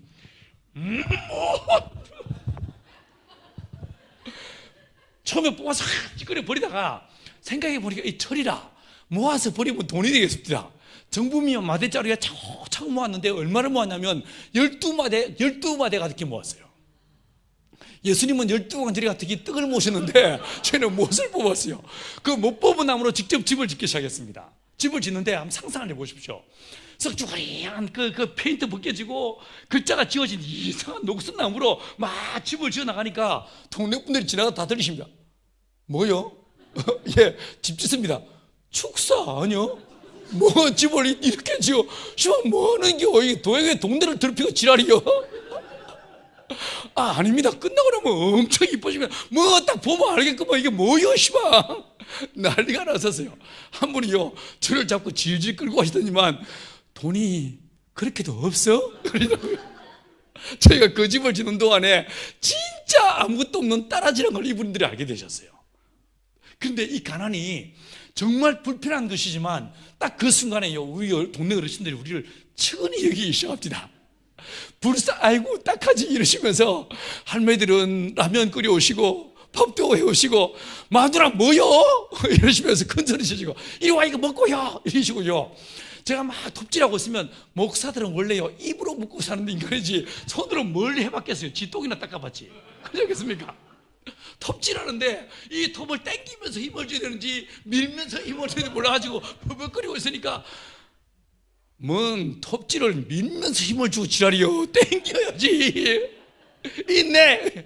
톱 뺏어가지고 딱 잡아주시고 그리고 병 세울 때마다 잡아주시고 이러면서 그 집이 지어졌어요. 집이 다 지어지니까 웜에 되네 이러시면서 정말 자기 일처럼 기뻐하셨어요. 여러분 그 집에서 이거 예배를 드리기 시작했습니다. 예배를 드리는데 저희들 이제 전도 안 하겠다고 마음먹었다고 했잖아요. 우리끼리 막 어느 날 예배를 막 드리고 있는데 한 예배 시간 한 10분, 20분 막 찬양하고 있는데 저 뒤에 문이 빼꼼히 열리면서 누가 오셨어. 나도 와도 디야? 이러면서 오셨어요. 보니까 그 보안관 할머니였어. 아이고 할매 어서 오세요. 불러드렸습니다. 일단 이 할머니가 그 이후로요. 논이 뭐여? 강씨 설교 엄청 재밌어. 이러면서 동네 분들 한 분 한 분 모시고 오기 시작했어요. 강씨 엄청 이야기 재밌게 하니까 와서 들어봐. 논이 뭐여? 모시고 오기 시작했어요. 모시고 오는데 동네 분들은 설교 시간에 조용히 앉아 들으시거나 꼬박꼬박 주무시는데 이 할머니는 설교 시간에 단 한 번도 넘어가는 법이 없었어요. 어느 날 제가 바디메오 눈 뜨는 장면을 신나게 풀어가지고 이야기 순서로 막 풀어드리니까 이 할머니가 듣고 있다가 손을 슬며시 들면서 강씨 왔어? 뭐 본 것처럼 이야기하고 지랄이야. 내가 뭘 봐. 어느 날은 제가 좀 어려운 내용으로요 첫째, 둘째 교리적 설교를 쫙 해나가는데 한참 듣고 있다가 난 결론 딱 내리려고 하는데 손을 쓱 들면서 강씨 오늘은 도대체 뭔 말인지 모르겠어. 처음부터 다시 해봐. 근데 그 할매가 그해 12월 달에 내가 예수 목사님 설교 들어보니까 예수가 누군지 알겠네 이러면서 예수를 믿게 되셨어요. 할렐루야. 2년 반 지나고 나니까 마을의 노인 회장님이요 강 목사님 마을회관 2층이 비었습니다. 예배당으로 필요하면 쓰세요. 이런 말씀하셨어요. 저희 마을에서 돌아가신 분들마다 제가 장례를 집내드리고 예배로 함께 장례식을 치렀었어요. 이렇게 멋들어지게 교회가 세워져 나갔지만 저는요 교회가 목적이 아니었어요. 나는 사도행전에서 유무상통하는 공동체 이게 이 민족의 문제를 풀 수 있고 열방의 문제를 풀 수 있다고 난 보았어요. 근데 공동체는 안 되는 거예요. 너무나 가난했어. 그리고 이 가난이 농사를 지었는데 저희들 밭에 가서 기도를 진짜 많이 했어요. 주여 이 밭에 은혜를 더하셔서 30배, 60배, 100. 이게요, 기도로 안 되는 것도 있습니다. 분명히 우리가 밭에 고추 심고 들깨 심고 콩 심고 잘 심었는데 저희가 친환경으로 하나님의 창조 원리를 따라 유기농으로 좋은 말은 다 갖다 붙였습니다. 하지만 아무런 강론이 없었습니다. 뭐 어떻게 풀을 잡는지도 몰랐고 어떻게 키우는지도 몰랐습니다. 오로지 기도와 말씀에 전무하면서 우리가 농사를 지었어. 근데 한 2달 지나니까 심지도 않은 풀들이 쫙 자라면서 저 풀은 초월이 되는 거예요. 동네 분들이 한 2년 동안 그냥 지켜보셨어요. 참 젊은 것들이 희한하게 농사짓네. 이러다가 딱 2년 지난 다음부터 저 더러운 놈들이 게을러 터져가지고 어디 서울 본부에서 돈을 내주니 줬다고 농사짓지 얼마나 욕먹은지 모릅니다. 저희들 풀 키운 게 아닙니다. 나름대로 풀 잡기 위해서 진짜 묻은 애를 썼습니다. 호미 들고 와서 풀을 쫓다가 이게 원래 비 오기 전에 풀이 막 싹이 돋았을 때 호미 등으로 박박 끌고 풀 쉽게 잡히지 않습니까? 근데 일물이 모르는 인간한테 꼭 타이밍을 놓쳐. 비 2-3번 맞고 나면요, 이 뿌리가 깊이 활짝이 돼서 호미 쫓아도 안 됩니다. 그럼 어떻게 하겠습니까? 집어 던져버리고 쥐어 뜯기 시작합니다. 미친년 머리끄댕이 쥐어 뜯듯이 풀을 뜯으면서 쥐어 역사사 여기서 저 끝까지 하면요 점심 먹을 때가 됩니다. 파김치가 돼서 집에 들어가서 라면 한 그릇 끼리 먹고 와서 또 저기서 이 가져오면요 저녁 먹을 때가 됩니다. 집에 들어가면 이게 손이 딱 꼽아가지고 이게 펴지도 않고 오므라지도 않고 젓가락질을 제대로 할 수가 없어. 더 기가 막힌 거는 이 밭을 다 올라가면 한 달 딱 걸리는데 딱 돌아보면요 저 밑에 또 풀나 있습니다. 저때 남자 3명에서 뼈 빠지게 농사짓는데 얼마 벌었냐면요 150만 원 벌었어요. 1인당 150만 원도 아니고 월 150만 원도 아니고 1년 총 매출이 150만 원. 미치겠습니다. 식은땀이 쫙 흐르면서 야 이거 장난이 아니네 이런 생각이 듭니다. 근데 이게 2년이 지나도 3년이 지나도 이게요 변화될 기미가 보이잖아. 우리 나름대로 진짜 기도 열심히 했는데 아무것도 보이잖아. 여러분 저를 따라 내려온 친구 중에 농대 박사가 한 명 있었어요. 나는 그 친구를 크게 의지해서 농대 박사 딱 내려오는 순간 농업 끝났어. 그런데 천하에 믿을 게 못 되는 게 농대 박사들이에요. 딱 밭에 가가지고 이거 현재 이거 어떻게 해야 하니까 급 당황하면서 뭐라고 하냐면 목사님 저는 연구소에서 DNA 연구했는데 이 소리하고 있어. 아무것도 몰라. 천하에 믿을 게 못 되는 게 농대 박사들이에요. 호미를 확 집어 던지면 내가 이걸 내가 믿어 내가 뭐해 너? 얼마나 난리가 났는지 모릅니다.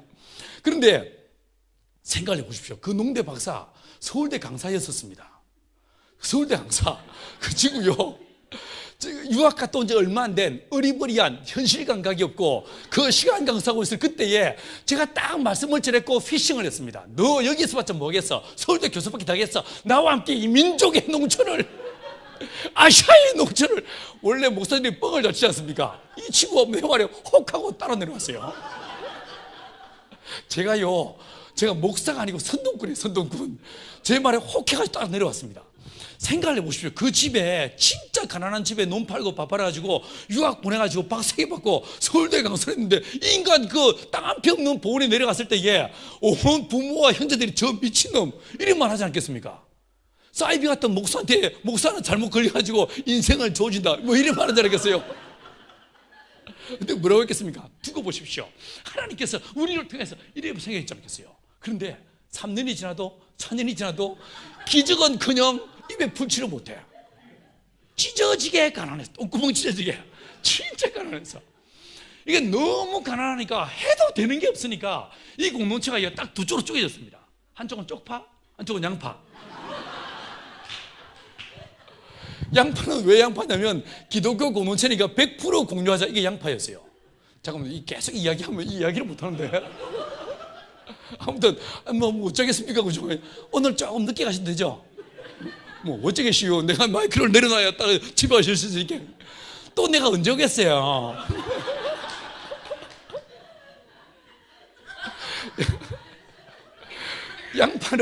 양파는 기독교 공동체가 100% 공유하자 이게 양파였습니다. 쪽파는 희년의 원리를 따라 부분 사유를 인정하자 이게 쪽파였습니다. 2002년 전국이 월드컵으로 떠들어갈 그에 딱 두 파로 쪼개졌고 모일 때마다 싸웠습니다.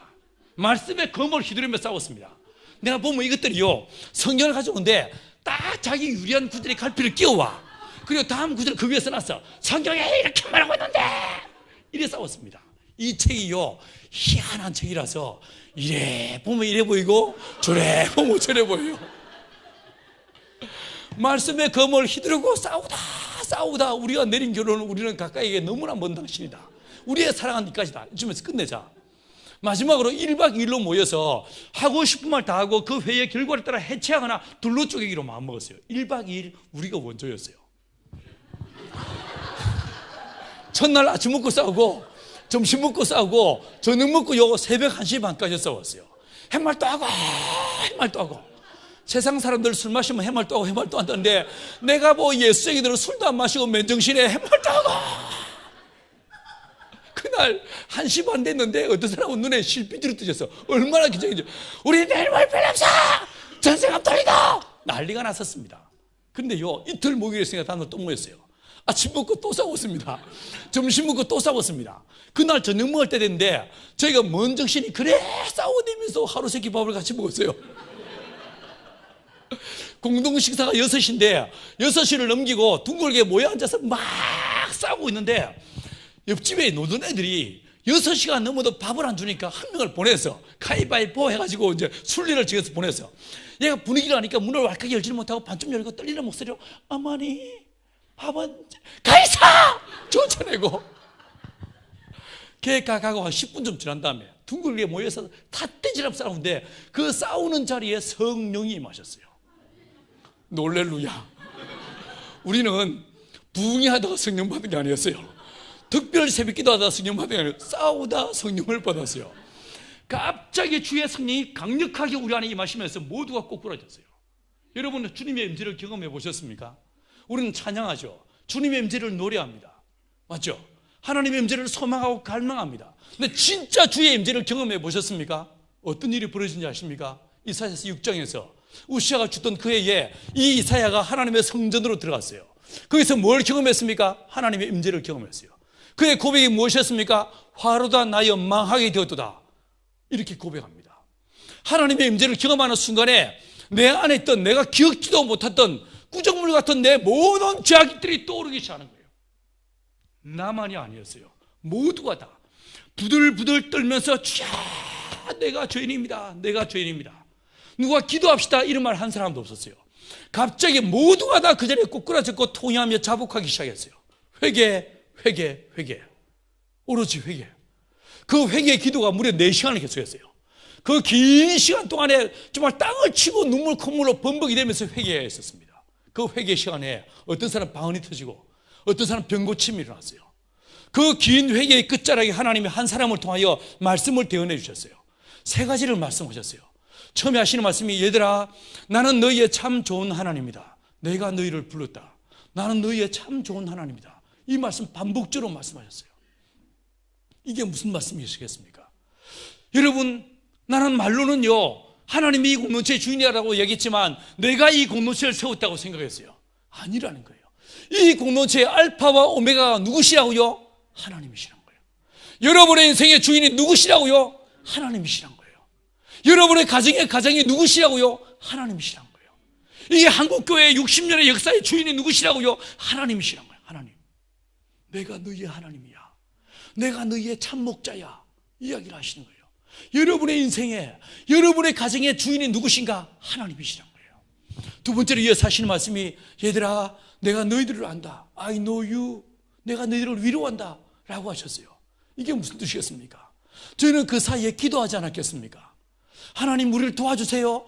하나님 우리를 도와주세요. 우리를 인도해 주세요. 기도하지 않았겠습니까? 아무 일도 일어나지 않아. 기적은 그냥 입에 풀지를 못하는 그런 절망이 우리를 지속했어요.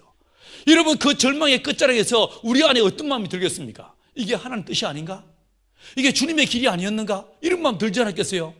그 절망감 마치 하나님이 우리의 기도의 귀를 막고 계신 것 같은 하나님이 우리를 버리신 것 같은 하나님께로부터 버림받은 것 같은 고아의 마음이 우리 안에 있었어요. 여러분은 어떠셨습니까? 근데 하나님 하시는 말씀이 그 사망의 음침한 골짜기를 지나왔던 저희를 향해서 하시는 말씀이 내가 너희를 안다라고 말씀하셨어요. 여러분의 고통, 여러분의 눈물, 여러분의 아픔을, 여러분의 실패를, 여러분의 절망을 누가 하신다고요? 하나님 하신다는 거예요. 하나님이 하신다는 거예요. 변상도 집사의 고통의 시간을 누가 하신다고요? 하나님이 하신다는 거예요. 내가 너희를 안다. 내가 너희를 위로한다고 말씀하셨어요. 세 번째로 주님 하시는 말씀이 내가 이 공동체를 통해서 영광을 받으시겠다고 말씀하셨어요. 할렐루야. 그 사건으로 우리 예배가 회복되었어요. 관계가 회복되어졌어요. 우리가 서로 마지막에 끌어안고 부둥켜 안고 내가 당신을 미워한 걸 용서해 주세요. 얼마나 통회하며 자복했는지 모릅니다. 그 사건을 우리는 온전히 뒤집어졌어요. 공동체가 본어게인 한 거예요. 거듭나게 되었어요. 그런데 그게 끝이 아니었어요. 그 이듬해 땅을 빌려 농사 짓는데 땅에서 농사를 짓는데 고추나무 심어보셨습니까? 고추 한 나무에서 붉은 고추 몇 개나 따십니까? 기껏해야 40-50개 따지 않습니까? 빨간 거 다 익은 고추. 근데 성령이 마신 그 이듬해 저희 밭에서 고추를 심었는데 한 나무에서 붉은 고추를 350개씩 550개씩을 땄어요. 콩밭에서 들깨밭에서 논에서 말 그대로 기적을 경험했습니다. 온 동네 사람들이 뭔 이런 일이 다 있다 이렇게 말할 정도로 진짜 기적을 경험했어요. 여러분 하나님은 살아계십니다. 주님 지금도 살아 역사하십니다. 할렐루야. 그분이 우리의 선한 목자가 되시고 그분이 우리의 아버지이십니다. 여러분 이게 끝이 아니었습니다. 그 이듬해 온 마을 주민들과 공동체 식구가 하나 돼서 우리 마을을 한번 바꿔보자 이런 마음을 먹었습니다. 농림부에서 1년에 한 번씩 녹색 농촌 체험마을 공부하는 것이 있는데 그게 저희가 어플라이였습니다. 2004년도에 우리 마을이요 전국에서 1등을 했습니다. 상금을 받았습니다. 2억 4천만 원을 받았습니다. 돈 맛을 보이 눈에 뵈는 게 없었디다.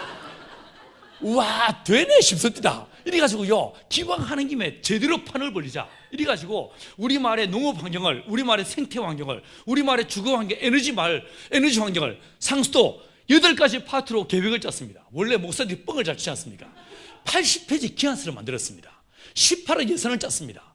그리고 온 동네 분들이 지장을 다 찍었어요. 이걸 행자부 장관께 보냈습니다. 뭐 먹는가 하면 찔러나 보자 보냈습니다.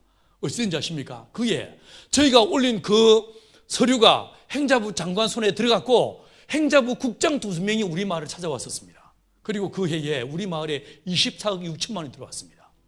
2년 후에 우리 마을에 다시 산림청에서는 산촌 생태마을로 선정해서 18억이 또 들어왔습니다. 무려 40억이 넘는 예산이 들어오면서 마을의 길을 새로 만들고 담장을 개량하고 부엌을 개량하고 지붕을 개량하고 마을 전부가 달라지게 되었어요. 여러분 우리 실패한 공동체였어요. 우리는 못난이들이었어요. 우리는 싸우던 사람들이었어요. 그런데 하나님께서 우리를 더럽다 멀리하지 않으시고 약하다 꺾어버리지 않으시고 주의 성령을 보내셔서 우리를 하나 되게 하시고 더 나아가서 이 마을, 우리가 살던 마을까지 전부를 뒤집어 놓고 버리십니다. 할렐루야. 주님은 살아 역사하십니다. 여러분 그 성령의 역사 있고 난 다음에 너무너무 가난한 우리 공동체, 찢어지게 가난한 공동체 우리 식구들 어떻게 먹여 살릴까 고민하다가요 내가 돼지를 기르기로 마음먹었어요. 돼지를 기르면 떼돈을 벌 수 있어요. 그래서 남의 돈사 가서 목사는 사실 숨기고 돼지 똥 치우고 새끼 바꾸고 살려주면서 열심히 공부하기 시작했습니다. 근데 어느 날 하나님께서 닭 그러시는 거예요. 나는 돼지로 공부하고 있는데 닭 그러시는 거예요. 마치 아시아로 복음을 전하려고 알고 있던 바울에게 와서 우리를 도우라 이 마게도니아의 환상과도 어찌 내게 닭 이러시는 거예요. 어쩔 수 없이 내가 돼지를 포기하고 닭을 갈아탔습니다. 다음 보십시오. 다음 보십시다. 이게 제가 처음 지은 양계장이에요. 좀 썩쭈그려야죠, 그죠? 왜냐면 녹슬어 있지 않습니까? 하나님께서 닭을 기르라고 하셨으면 뭔가 뽀대나게 양계장을 지을 돈을 주셔야 되는데 없어. 먹고 죽으려 해도 돈이 없어. 돈이 없어가지고 우리나라에 있는 양계장을요 12군데 진짜 닭을 잘 기르는 데를요 12군데를 찾아다녔습니다. 가서 어르신 제가 귀농해서 닭을 기르려고 하는데 어르신 제가 월급 필요 없습니다. 일해드릴 테니까 제가 닭을 기를 수 있는 방법을 좀 가르쳐 주십시오. 이렇게 12군데를 싸돌아다녔습니다. 어떤 데는 한 달씩, 어떤 데는 2달씩 4군데 5군데를 도는데 닭의 소리가 내 귀에 들리기 시작합니다. 내가 말하면요 닭들이 내 말을 알아먹기 시작해. 여러분 닭이 몇 년을 살 것 같습니까? 닭이 몇 년을 살까요? 얼마나 살까요? 한개 수명. 개가 몇 년 삽니까? 한 14, 15년 살죠. 닭이 몇 년 살까요? 30년을 살 수 있습니다. 30년을. 물론 그렇게 살도록 안 놔두고 중간에 다 잡아먹어버리죠. 다 잡아먹어버리기 때문에 우리가 그 30년 사는 닭을 본 적이 없지만 이 닭은 가만히 내비두면 30년을 살 수 있습니다. 진짜 건강한 닭입니다. 닭은 알에서 딱 깨어나서 6개월 지나면 알을 낳기 시작합니다. 그래가지고 1년 동안 알을 멋지게 1년에 88%, 93% 알을 낳고 나면 18개월에서 20개월 되면 완전히 지쳐버립니다. 완전히 지칩니다. 그러면 털이 빠집니다. 계란이 기억란이 나오고 계란이 커지기 시작합니다. 왕란, 턱란 이런 거 좋아하지 마세요. 계란은 작고 단단해야 됩니다. 닭이 늙어지고 지치면요 계란이 커집니다. 이 계란이 커지면 요 양계장은요 바로 우리 예배당 옆에 있습니다. 제가 아침에 새벽 예배 끝나고 양계장에 딱 갑니다. 가면요 문을 열어주면요 이 양계장 한 동에 500마리의 닭들이 있는데 이 수백 마리의 닭들이 와 날아오르면서 오빠 어서 오세요. 안녕하세요. 난리가 납니다. 저 이래봬도요 인기 많은 남자예요. 문을 열고 들어가는 순간에 수백 마리 닭들이 저를 막 끌어안고 어깨 위에 올라타고 보고 싶었어요. 난리가 납니다. 전요 아이돌들의 마음을 이해할 수 있어요. 얼마나 저를 좋아하는지 모릅니다. 근데 이 양계장에 딱 이 늙은 애들, 이제 지친 애들한테 딱 들어가서 밥을 주면서요. 밥을 다 주면서 얘들아, 너희들이 봐도 너희들 상태가 안 좋지. 라고 말하면 밥을 먹다가 예! 이럽니다. 원래 사람들 이때 다 죽여버리는데 나는 죽이고 싶지 않아. 우리 어떤 한 조치를 할 건데 너 내 말대로 할래? 그럼 딱 뭐예요? 이럽니다. 우리 금식을 좀 하자. 금식이 뭐예요? 금식은 밥이 없다는 뜻이야. 밥이 없어. 금식이야 금식. 자 3일 후부터 금식이다. 밥이 없어. 마음으로 준비해 라고 이야기해 줍니다. 다음날 또 갑니다. 여전히 날아오릅니다. 오빠 이럽니다. 들어가서 밥을 딱 준 다음에 얘들아 내가 어제 했던 말 기억나? 내가 어제 뭐라고 했어? 그러면요 금식이요 이럽니다. 3일째 딱 가잖아요.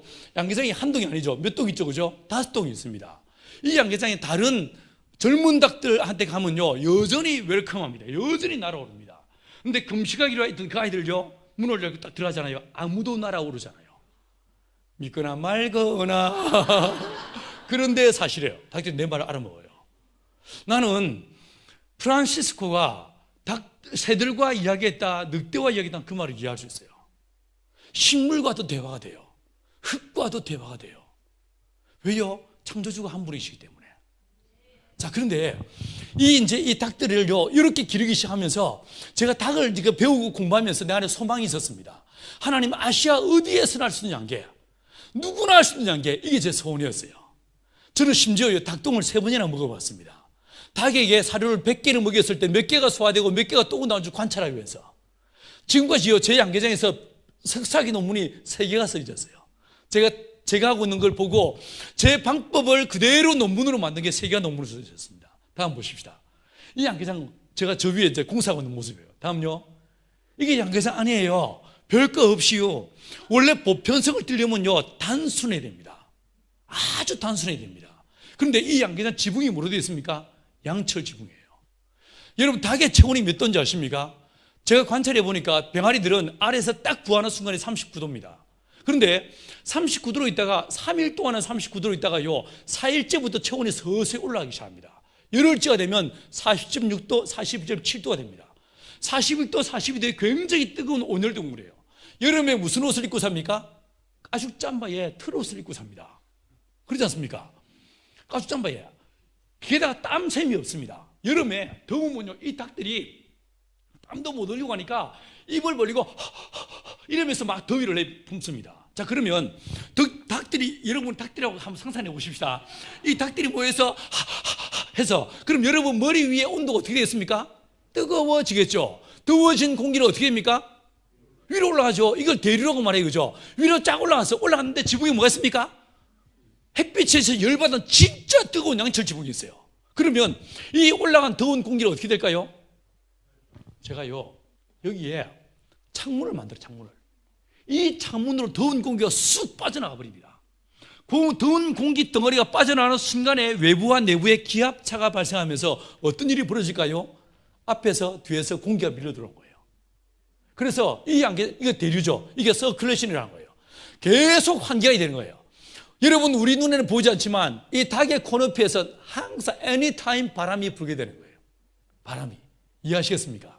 자, 그 다음 또 눈미어 보실래요? 이게 양계장 바닥이에요. 시멘트가 아니에요. 흙바닥도 아니에요. 닭이 처음에 살았던 곳이 어딜까요? 에덴이죠. 에덴의 모습은 어떤 모습이었을까? 에덴은요, 하나님 보기에 아름다운 나무와 먹기에 좋은 나무를 심으셨어요. 그렇다면 에덴의 바닥은 어땠을까요? 어디도 흙이 드러나지 않고 낙엽으로 켜켜이 쌓여져 있었을 거예요. 그래서 이걸 상상하면서 에덴 바닥과도 같은 모습으로 볏짚을 낙엽을 깔아줬어요. 깔아줘 버렸어요. 깔아주게 되니까 어떤 일이 벌어질까요? 냄새가 안 나는 거예요. 여름에 더울 때 구미 시내 다니면요, 직사광선도 있지만 복사열에 의해서 열섬면생의 복사열이 우리를 진짜 못 견디게 만듭니다. 맞죠? 근데 이 바닥을 이렇게 볏짚과 낙엽으로 딱 덮어버리면 복사열이 차단돼 버린 거예요. 낙엽을 치우고 바닥에 흙을 보면요, 흙은 14도 정도밖에 안 됩니다. 닭들이 끄떡없이 40도, 50도의 날씨도 지낼 수 있게 되는 거예요. 뿐만 아닙니다. 이 바닥에 제가 이 볏짚을, 낙엽을 쫙 깔아놓게 되면 이 바닥에 누가 살까요? 미생물이 살기 시작합니다. 수많은 미생물들이 사는데 이 닭들은 언제 똥을 싸는지 잘 모르시죠? 여러분은 똥을 언제 쌌어요? 마려울 때 혹시 모닝똥을 사시죠? 그죠? 이 닭들은 언제 싸는가? 밤에 잠을 자면서 똥을 쌉니다. 88%의 똥을 밤에 잠을 자면서 쌉니다. 근데 똥을 싸는데요, 아침에 일어나 보면 이 바닥이 이게 횃대입니다. 횃대 밑에 똥이 하얗게 쌓여 있어요. 왜 똥이 하얄까요? 자, 닭이 오줌을 쌉니까? 안 쌉니까? 조금씩 싸서 말려요? 어떻게 할까요? 닭이 오줌을 쌉니까? 안 쌉니까? 쌉니다. 어떻게 쌀까요? 똥과 오줌을 같이 쌉니다. 사람들은 오줌 구멍, 똥 구멍이 따로 구분됐지만 닭은 구멍이 하나밖에 없습니다. 아무리 뒤져보세요. 구멍이 하나밖에 없습니다. 똥과 오줌을 같이 싸고요, 그 구멍으로 알이 나옵니다. 진짜 신기합니다. 그 여러분 차 본네트에 새들이 찍 갈겨놓은 것 중에서 흰색이 있고 짙은 갈색이 있죠. 흰색이 오줌이고 짙은 갈색이 똥입니다. 이제 똥 오줌을 구분하시겠어요? 그래서 이 횃대 밑에 똥이 하얗게 쌓여 있어요. 그런데 아침에 딱 새벽 예배 끝나고 왔을 때 똥이 하얗게 쌓이는데 오전 10시경에 이 양계장 가잖아요. 똥이 흔적도 없이 사라져 버립니다. 어디로 갔을까요? 우리가 볼 땐 똥이지만, 닭이 볼 땐 똥이지만 이 바닥에 있는 미생물이 볼 때는 뭐겠습니까? 밥, 일용할 양식. 어머, 하나님 오늘도 일용할 양식을 감사합니다 기도하고 얼른 먹어치우게 되는 거예요. 그래서 똥이 사라지는 거예요. 그래서 냄새가 안 나는 거예요. 냄새가 안 날 뿐만 아니라 이 양계장 바닥에 유익한 균들이 가득 살게 되니까 약을 칠 필요가 없습니다. 제가 지금까지 지난 15년 동안 닭을 길러오면서 단 한 번도 닭들에게 약을 먹인 적이 없습니다. 안 죽습니다. 바닥에요, 지금 AI, 작년에 3,300만 마리 닭이 죽었죠. 끄떡없습니다. 이 바닥에 유익한 균들로 가득 차버리니까 내가 약을 치지 않더라도 바이러스가, 세균이 들어오더라도 약을 칠 필요 없이 이 양계장 바닥에 있는 미생물들이 그 미생물을 쫓아내는 거예요. 이해하시겠습니까? 요즘은요, 서울의 교회 집회를 가보면 교회들마다 신천지 아웃 뭐 이래서 놨어. 필요 없습니다. 다 쓸데없는 짓입니다. 그게 아니고 우리 교회가, 우리 예배가 진짜 예수의 피가 흐르고 주의 성령으로 충만하고 하나님의 성령이 운행하셔서 그 인간들이 들어와서 뒤집어지게 만들어야지. 그래요? 안 그래요? 맞죠? 진짜 중요한 건요, 오지 마라가 아니고 우리 교회가 진짜 성령 충만한 교회가 되면 되는겨. 맞죠? 이 양계장도 마찬가지인 거예요. 약 뿌리고 할 거 없이 이 양계장을 미생물로 성령 충만한 교회와 같이 미생물로 충만케 만들어버린 거예요. 이러면 병이 안 걸리는 거예요.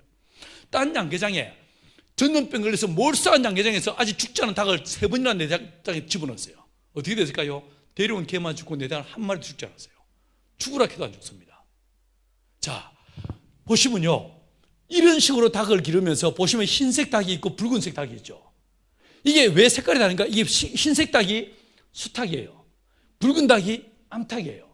제가 이 닭을 관찰하면서 수탉 한 마리가 암탉 12마리 거느리게 만들었어요. 예수님과 12제자 뭐 이런 느낌으로 이게 수탉 한 마리가 암탉 12마리 거느리게 만들었어요. 이러면요, 굉장히 안정이 되면서 이 암탉들이 알을 낳으면 99.8% 유승란이 나옵니다. 자, 그런데 이 사진만 봐도요, 이 암탉이 몇 개월 뜬지 알 수 있습니다. 밥을 줬을 때 이 지금 뭐 하고 있습니까? 밥통에 수탉들이 가운데서 맹렬하게 밥을 먹고 있어요. 암탉이 알을 낳기 전에는 밥을 이렇게 먹습니다. 암탉이 알을 낳기 전에는 수탉들이 가운데서 맹렬하게 밥을 먹고 암탉들은 가장자리에서 먹습니다. 자, 다음 보십시오. 암탉이 알을 낳기 시작하면 어떤 경우에도 수탉이 암탉보다 먼저 모이고 하는 법이 없습니다. 레이디 퍼스트. 어떻게 합니까? 딱 암탉들 먹이고 지는 가에서 웬만한 인간보다 훨씬 낫습니다. 결혼한 지 20년이 지나고 30년이 지나도 지밖에 모르는 인간들이 있습니까? 보내세요. 어이구, 이 닭보다 못한 것을 보내세요. 닭들에게 배우와 좀 보내세요. 이 닭들에게요, 섬기는 리더십이 있어요. 나보다 남을 아끼기는 예수의 마음이 있어요. 그래서 이 암탉을 먹이고 그 다음에 이 수탉들이 빈자리에서 암탉이 먹고 빠진 그 빈자리에서 혹은 가장자리에서 먹습니다. 진짜 놀랍습니다. 여러분, 성경에만 성경이 아니고 온 우주 만물 가운데 하나님의 거룩한 신비와 그 경건의 능력들이 충만한 거예요. 맞죠? 만물 가운데 하나님을 알만한 지식으로 충만하도록 로마서 1장 20절은 말씀하고 있습니다. 진짜 마찬가지인 거예요. 자, 이게 양계장으로 생각해 보십시다. 이게 양계장이면요, 저 문을 열고 저기 딱 쳐들어왔어요. 어떤 일이 벌어진지 아십니까? 수탉들이 암탉을 저 문에서 먼 이쪽 코너로 딱 집어넣습니다. 그리고 저 문 앞에 캡틴이 있습니다. 우두머리가 딱 섭니다. 그 뒤에 두 번째, 세 번째 닭이 딱 서요. 그리고 어리버리한 수탉들은 암탉하고 같이 있습니다. 그리고 그 캡틴은요, 죽을 때까지 싸웁니다. 진짜 십자가 영성인 거예요. 정말 섬기는 마음으로 이 닭들이 이 지내는 걸 보게 됩니다. 웬만한 인간보다 훨씬 낫습니다. 자, 다음 보십시다. 보세요. 여기도 보십시오. 여기도. 다음 보십시다. 자, 내가 닭을 이렇게 멋지게 잘 기르는 이유가 뭐겠습니까? 알 빼서 생활비로 쓰기 위해서 다 키우는 거 아니겠습니까? 그죠? 이게 알 낳는 상자예요. 문을 달아놓고 앞에 제가 커튼을 쳐놨어요. 왜 커튼을 쳐놨을까요? 닭은 계란을 낳을 때 계란은요, 둥근 면이 있고 뾰족한 면이 있어요. 어느 면이 먼저 나올까요? 둥근 면이 먼저 나옵니다. 그래서 알을 낳을 때 아주 용을 씁니다. 아 하면서 진짜 용을 씁니다. 근데 이 커튼이 없으면 안에서 막 용을 쓰고 있는데 밖에 기다리는 애들이 뭐요 시방 들어간 지 언제인데 아직도 안 나오려 변비야? 이러면 나오던 계란이 도로 들어가지 않겠습니까? 이 닭의 프라이버시를 보여주기 위해서 이렇게 커튼을 쳐놓은 거예요. 이런 섬세함. 중국의 시골 마을 가보셨어요? 중국의 시골 마을 화장실에 가보면요, 이 문이 없습니다. 뻥 뚫려 있습니다. 칸막이도 없습니다. 사람들 없을 때 몰래 들어가면 꼭 누가 따라 들어옵니다. 얼마나 민망한지 모릅니다. 돌아 앉아 싸고 있으면요, 꼭 찔러. 혹시 휴지 남는 거 있어요? 이렇게 말합니다. 나보다 도로 들어갈 것 같아. 닭도 마찬가지인 거예요. 이 닭의 프라이버시를 보호해주기 위해서 앞에 그때를 갖춰놓은 거예요. 자, 보세요. 얘가 지금 뭐라고 말하고 있는 것 같습니까? 아직 멀었어? 이렇게 말하고 있죠. 얘 지금 뭐라고 해서 어이구 시원하다 소리가 들리십니까? 얘 지금 뭐라고 하고 있어요? 나 시원. 자, 다음 보십시오. 닭이 앉아있고 어떻습니까? 계란만 쫙 나오는 거예요. 제가 아까 저 45평 양계장에 닭이 몇 마리 떼고 있습니까? 500마리. 자, 보십시오. 계산해 들어갑니다. 500마리가 연평균 360을 아무리 하루에 알이 안 나와도 80% 산란율을 보입니다. 잘 나올 때 93%, 95%, 98% 산란율을 보입니다. 자, 계산 들어갑니다. 500마리가 80% 하루에 계란 몇 개? 400개. 자, 저희 계란 하나를요, 지금 600원 받는데 계산하기 쉽게 500원으로 계산해 보십시다. 한 달 매출 얼마? 계산이 안 돼. 20만 원. 내가 계산해 줄게요. 20만 원. 자, 한 달에, 하루에 매출 20만 원, 한 달에 얼마? 600만 원. 자, 여기 혹시 백수들, 젊은 백수들, 정신을 차리시고, 제 말에 귀를 기울이세요. 괜히 쓸데없이 이게 이래서 들고 뛰댕기지 말고, 정신을 차리시고, 생각을 잘 하셔야 됩니다. 여러분, 출애굽이 뭐라고 생각하십니까? 출애굽은요, 하나님의 귀농 운동이었어요. 원래 가나안에 농사 짓던 사람들이 기근이 와서 먹고 살 수 없게 되니까 어디로 들어갔습니까? 구미시에 들어가서 일용직 노동자로 살았어. 거기서 뼈빠지게 고생하다가 더 이상 살 수 없어서 어디로 왔습니까? 한국으로. 귀농했어, 귀농. 하나님께서 애굽에서 이 도시 일용직 노동자로 살던 사람들을 다시 고향 땅에 돌아가서 농사 짓고 살게 한 이게 바로 출애굽기예요. 맞죠? 도시에서 농촌으로. 이게 출애굽기인 거예요. 여러분, 정신을 차리세요. 지난 5월 달에 제가 전주에 집회를 갔는데 그 교회 집사님 한 분이 저한테 양계를 배워 사고 있었어요. 스승이 왔다고 밥을 한 끼 사주셨습니다. 제가 조심스럽게 물었어요. 집사님, 닭 몇 마리? 세동에 1,500마리. 한 달 매출 얼마입니까? 1,400에서 1,500만 원 찍습니다. 그러면 한 달에 순수익은 얼마나 나옵니까? 800만 원, 안 나올 때 750만 원 나옵니다. 제가 그날 저녁 거하게 대접받았습니다. 여러분, 하나님은요, 네 얼굴이 땀을 흘리며 식물을 먹게 될 것이라고 말씀했어요. 여러분, 이러다 보니까 이 양계가 오죽해서 옛날 우리 어르신들이 알부자 이런 말 했겠습니까? 알부자. 자, 이러다 보니 이 양계가 전 세계로 뻗어나간 거예요. 전 세계로. 5대양 6대 중에. 다음 보십시다. 이제 좀 빨리 할게요. 다음. 이건 사료 직접 만들어 먹이는 거예요. 다음요. 농사 직접 짓고, 다음요. 팥농사도 하고 또 저희가 풍력 발전기도 직접 만듭니다. 다음 보세요. 요렇게. 이게 1kW를 생산할 수 있는, 시간당 1kW를 생산할 수 있는 전기예요. 여러분 집에 전기료 얼마 내십니까? 보은에서 저희 집요, 한 달에 우리 집 전기료 900원. 일주일에 하루 이틀은요, 계량기가 거꾸로 들어왔어요. 다음 보십시오. 이렇게 나무를 직접 깎아가지고 풍력 발전기 다 만들었어요. 이게 제너레이터입니다, 이게. 이렇게 만들어서 전기가 없는 진짜 가난한 칠흑 같은 어둠 가운데 사는 사람들에게 이 전기를 보내가지고 전기를 자가 발전에 도와주는 거예요. 여러분, 예수님이요, 생명의 떡이라고 말씀했어요. 하늘로부터 내려온 생명의 떡이라고 말씀했습니다. 그래서 그런지 몰라도 예수 없는 지역은 어디나 칠흑 같은 어둠 가운데 살아갑니다. 그리고 먹을 것이 없습니다. 그래서 그들을 돕기 위해서 생명의 떡 대신 예수님을 전하기 위해서 닭을 기르고 농업을 하고 그 어둠 가운데 사는 그들에게 빛 대신 예수를 전하기 위해서 이런 걸 만드는 거예요. 다음 보십시다. 이건 뭐냐면요, 태양광 조력이에요. 앞에 센서를 달아가지고 아침에 동쪽으로 딱 돌려면 손대지 않아도 지가 알아서 서쪽으로 쫙 돌아갑니다. 돌아가면서 빛을 집광합니다. 여기에 주전자를 올리면 물이 끓습니다. 15분에서 30분이면 물이 끓습니다. 물 끓이면 뭐 할 수 있습니까? 밥에 먹을 수 있죠. 난방할 수 있죠. 샤워할 수 있죠. 모잠비크, 말라위에 연료가 없어서 밥을 못 해먹는 진짜 가난한 사람들을 위해서 이걸 만들어서 보급하는 거예요. 다음요. 이건 정수기예요. 여러분 집에서 흔히 보는 정수기와 똑같은 원리입니다. 근데 다릅니다. 여러분 집에 있는 정수기에 이 물 나오는 꼭지는 어디에 있습니까? 밑에 있죠. 저는 위로 끌어올렸어요. 끌어올리면 어떻게 되냐면요, 요 위에 이 드러난 이 부분만큼 위에 상부에는요 물이 고이게 되어 있습니다. 일정한 속도로 물을 쫙 집어넣게 되면 요 위에 물에 미생물이 존재하기 시작하고 그 물에 들어오는 모든 미생물의 세균들을 잡아낼 수 있습니다. 그래서 건강한 물을, 깨끗한 물을 먹일 수 있게 됩니다. 할렐루야. 물의 문제를 다음 보십시다. 이게 처음에, 이게 두 번째 집인데 이렇게 쓱 쭈그리하게 이렇게 이제 못 뽑고 이렇게 집을 지은 거예요. 다음요. 이게 최근에 지은 집들이에요. 이게 우리 예배당이에요. 이게 잘 지었죠, 그죠? 다음 보십시오. 저 푸른 초원이에 그러니까 집을 지었죠, 그죠? 안에 다 짓고 제가 데크 짜고 있는 거예요. 다음 보십시오. 이게 작년 풍경입니다. 자, 뒤에 보세요. 이게 제가 서 있죠, 그죠? 뒤에 벽체 섰죠? 다음요. 지붕 올라갔죠? 다음요. 다 젖었죠. 이렇게 한 달 만에 집을 짓는 거예요. 제 손으로 직접. 저 낮에도 일하다 왔습니다, 지금요. 자, 다음요. 애들 다 홈스쿨 시켰고, 다음요. 쭉쭉 넘어가십시오. 우리말 어떻게 바뀌었는가? 다음. 자, 이게 마을 길을 새로 만들고, 담장, 이 돌담 쌓고, 이게 마을 회관입니다. 다음요. 넘어가십시오. 또, 한 번 더. 이게 광장. 다음요. 마을 공원. 뭐 떨어지죠, 그죠? 보십시오. 이 집집마다 태양광 발전기 다 올라와 있습니다. 집집마다. 다음요. 이렇게 바뀌면서 이런 농업의 기술로 우리가 뭔 짓을 하고 살아가는가? 다음 보십시다. 이게 중국의, 다음. 중국의 운남성에 있는 소수민족 마을이 학교 기숙사입니다. 애들이 월요일로 학교에 올 때 이런 식으로 망태에다가 책이 일주일치 양식을 챙겨옵니다. 요 밑에 뭐가 보입니까? 나뭇가지. 다음 보세요. 학교 옆에 보면 이렇게 창고가 있고 학교 아이들 숫자만큼 소치 걸립니다. 자기 손으로 직접 이렇게 감자를 삶아 먹어요. 여자 창고, 남자 아이들 창고 이렇게 구분되어 있습니다.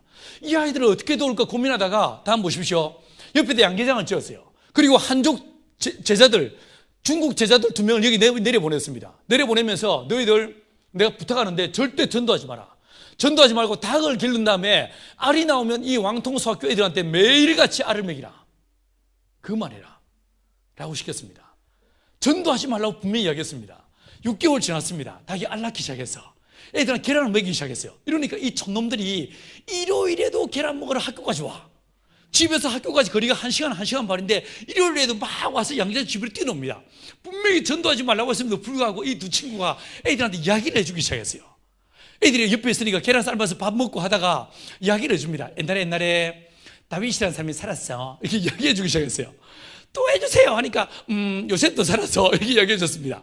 막 이야기하다가 또 재미있게 또 이제 하니까 노래도 가르쳤습니다. 무슨 노래 가르쳤을까요? 예수님 찬양, 예수님 찬양 이런 노래도 가르쳤습니다. 이러다 보니까 이 아이들이 늘 모여서 이렇게 예배를 비슷하게 드리기 시작했는데 이분이 교장 선생님이에요. 어느 날 내가 여기를 가니까 이분이 저한테 뭐라고 하냐면 목사님 이 두 분 선생님이 진짜 훌륭하신 분입니다. 일요일마다 아이들을 모아놓고 아이들한테 세계 위인전기를 들려주십니다.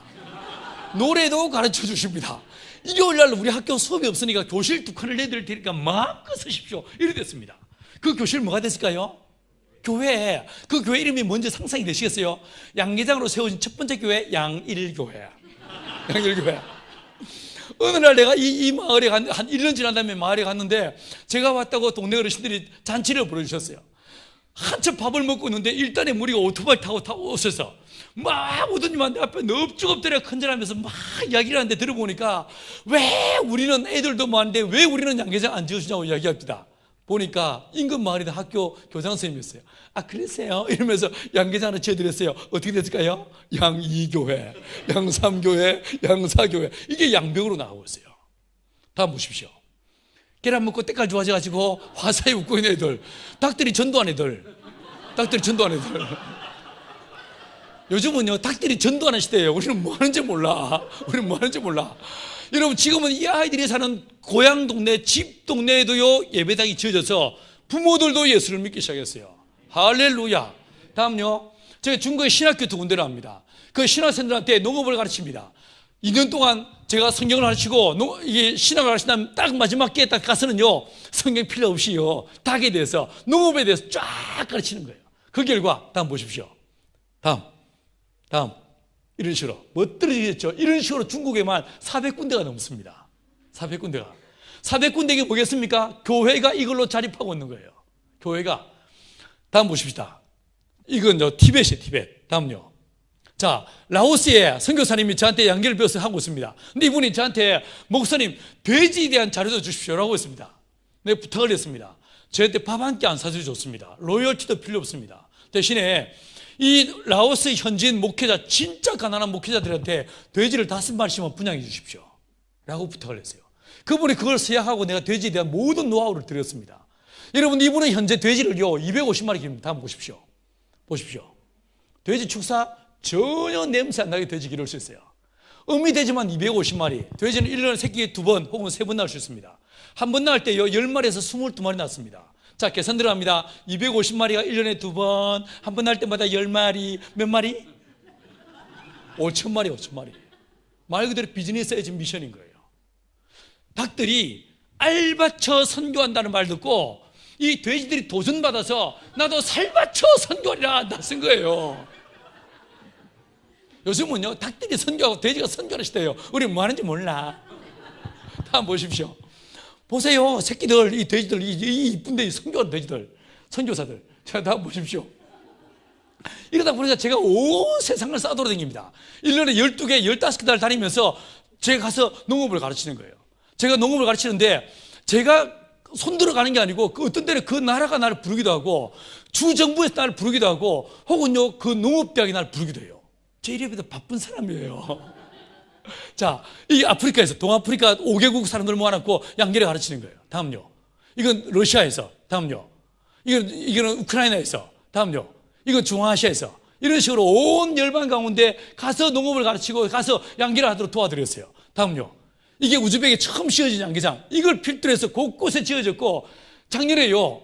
우즈벡 대통령께서 목사님 사마르칸트 전 지역에 이 농업을 가르치도록 도와주십시오. 제가 진짜 바쁜 사람이죠. 다음 보십시오. 이건 아프간에 세우신 양계장이에요. 다음요. 이거는 러시아예요. 다음요. 이거는 요르단의 시리아 난민들 캠프입니다. 다음 보십시오. 여기 이렇게 양계장을 지었어요. 다음요. 그리고 그 현지인들을 가르치기 시작했습니다. 나오는 계란들을 그 아이들을 먹이기 시작했어요. 여기 이분이 선교사신데 이분이 작년에 상 받았습니다. 내가 받은 게 아니고 이분이 상 받았어요. 나는 선교사들이 뭐 생기면 되는 거예요. 선교사 영웅으로 만들어드리면 되는 거예요. 맞죠? 자, 다음 보십시오. 그래서 제가 농업을 가르칩니다. 양계를 가르칩니다. 다음요. 풍력 발전도 가르치고, 다음요. 이렇게, 다음. 쭉쭉 넘어가십시다, 이제. 인도에서 풍력 발전기 지어준 모습이에요. 다음. 인도에, 베트남에, 라오스에, 캄보디아에, 곳곳에 이런 식으로 풍력 발전기, 다음요. 이렇게 지어졌습니다. 다음요. 다음. 쭉쭉 넘어가십시오, 이제. 이거는 뭐냐면요. 무슬림 지역에서 개종한 그리스도인들, 직장 생활도 못하고 집에서 쫓겨난 사람들 어떻게 먹고 살게 할까? 이걸 해가지고 아예 5천석 규모의 비즈니스 모델의 양계장을 짓고 여기에 10가정이 함께 모여 살게 만들자. 이게 공동체가 되게 만들자. 작은 공동체를 세워서 이들이 자립하고 그들이서 먹고 살 수 있게 되고 남은 시간에 성경 공부하고 함께 큐티하고 함께 예배하면서 예배 공동체 만들고 농업 공동체 만들어 세상을 뒤집어 버리자. 이게 제 소망이었어요. 다음요. 이게 카자흐스탄입니다. 다음요. 그 결과 다음요. 다음 이런 식으로. 다음요. 이런 식으로. 다음요. 이런 식으로. 곳곳에 양계장이 지어졌습니다. 다음요. 자, 이 지도를 보십시오. 이게 중국의 신장 지역이에요. 이게 세네갈입니다. 전 지역이 어떻습니까? 무슬림 지역이에요. 이슬라믹 월드예요. 그 한가운데 예루살렘이 있어요. 근데 이 아프리카를 보십시오. 이 아프리카의 북쪽은 완벽하게 무슬림화되어 있고 남쪽이 기독교 지역입니다. 여기 선이 하나 보이십니까? 세네갈에서 케냐까지. 이 선을 따라서 기독교와 무슬림 사이에 강력한 분쟁과 분교가 일어나는 지역들입니다. 다음 보십시오. 이걸 구글 어스에서 보시면요. 그 선을 따라 정확하게 북쪽 무슬림 지역은 사막, 남쪽은 그린 칼라, 녹색인 걸 보게 됩니다. 제가 2013년부터 2016년까지 이 세네갈에서 케냐까지 이디오피아까지 모든 나라들마다 양계장을 다 지었어요. 하나님 안에서 이 아프리카 가난과 기근에 시들리는 이 영혼들에게 떡과 함께 생명의 복음을 전하고 이들이 복음을 들고 일어나서 자기들을 지배했던 그 앵글리칸 유럽 사람들에게 복음을 들고 나가는 선교하는 나라가 되게 만들자. 이게 저 소원이었었어요. 제가 앵벌이 하는 사람이거든요. 제가 온 데를 다니면서 농업도 가르치지만 큰 교회 가서 붕괴합니다. 삥을 떴습니다. 앵벌이 합니다. 앵벌이 해가지고 양계장 지을 돈을 모아가지고 가서 지어주는 거예요. 다음 보십시오. 이래서 브로큰 아프리카 지역에 1년에 한 번씩 가서 24개 나라 리더들을 모아놓고 농업을 매년 이렇게 가르쳤습니다. 다음요. 이런 식으로. 다음요. 이렇게 해서 이게 남수단에 지어진 양계장이에요. 보십시오. 다음요. 이 양계장이 지어져서 계란 나오기 시작하니까 주지사가 국회의원들이 이 양계장을 방문하러 왔어요. 다음요. 이건요. 양계장 테이프 커팅식. 다음요. 이런 식으로 이건 4,000석 규모의 거대한 모습으로 우간다에 지어진 양계장이에요. 다음요. 이거는요, 카메룬에 지어진 양계장이에요. 다음요. 이런 식으로. 다음요. 자, 이건 어디냐면 세네갈이에요. 이 세네갈 사막화된 땅에 바오밥 나무가 몇 그루 서 있을 뿐이에요. 사막에서. 모래야, 모래. 다음요. 이 지역에 2007년 10년 전에 제 친구, 캐네디안 조엘이라는 친구가 들어갔습니다. 들어가면서 목사님, 제가 농사 지으려고 땅을 샀습니다. 땅이 어때, 형제? 완벽한 모래 사막입니다. 허그덕. 이 친구 뭐라고 하냐, 목사님이 농사꾼이니까 제게 농업의 길을 열어주십시오 라고 했습니다. 제가 숨을 고른 다음에 조엘, 내가 시킨 대로 할래? 라고 이야기했습니다. 이 친구 뭐든지 하겠대. 그러면 울타리를 쳐라. 양이나 염소가 절대로 들어오지 못하게 울타리를 쳐라. 그 다음에요. 그 다음은 내가 알려줄게. 울타리만 치라고 했습니다. 여러분, 울타리 값이요, 땅값보다 더 들어갔습니다. 근데 울타리 쳤어요. 10년 만에 이렇게 바뀌었어요. 사막화된 땅에 농사 지을 수 없다고요? 천만에요. 농사 지을 수 있습니다. 숲으로 만들 수 있습니다. 이렇게 바뀌었어요. 다음 보십시오. 이렇게 바뀌었어요. 나무가 다 어리지 않습니까?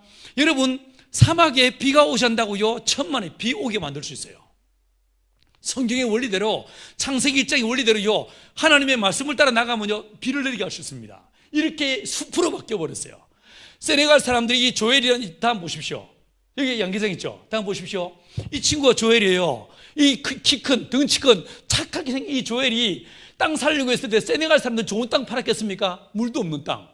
사막, 귀신 나오는 땅 팔아잡겠습니까? 근데 그 땅이 이렇게 숲으로 바뀌니까 온 세네갈 사람들이 뭐라고 하겠습니까? 너희 하나님 진짜 살아계시다. 너희 하나님 정말 위대하시다. 이렇게 말하지 않겠습니까? 이 일 있고 나서 제가 작년 3월달에 여기를 다시 방문했는데, 이게 저예요. 방문했는데 마을리 정부에서 연락이 왔어요. 목사님, 우리가 500만 평의 땅을 드릴 테니까 똑같이 바꿔주십시오. 저는 뭐라고 하면 되겠어요? 울타리만 쳐주세요. 이러면 안 되겠죠. 여기에요, 울타리 친다, 진짜 놀라운 비밀이 안에 숨겨져 있습니다. 다음에 필요하면 알려드릴게요. 다음요.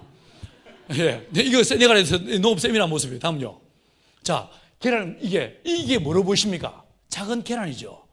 여러분, 이스라엘 민족이 엘라 골짜기에서 블레셋과 싸움이 일어났습니다. 온 민족이 골리앗 앞에서 꼼짝달싹 할 수 못하는 이 민족의 위기를 만났어요.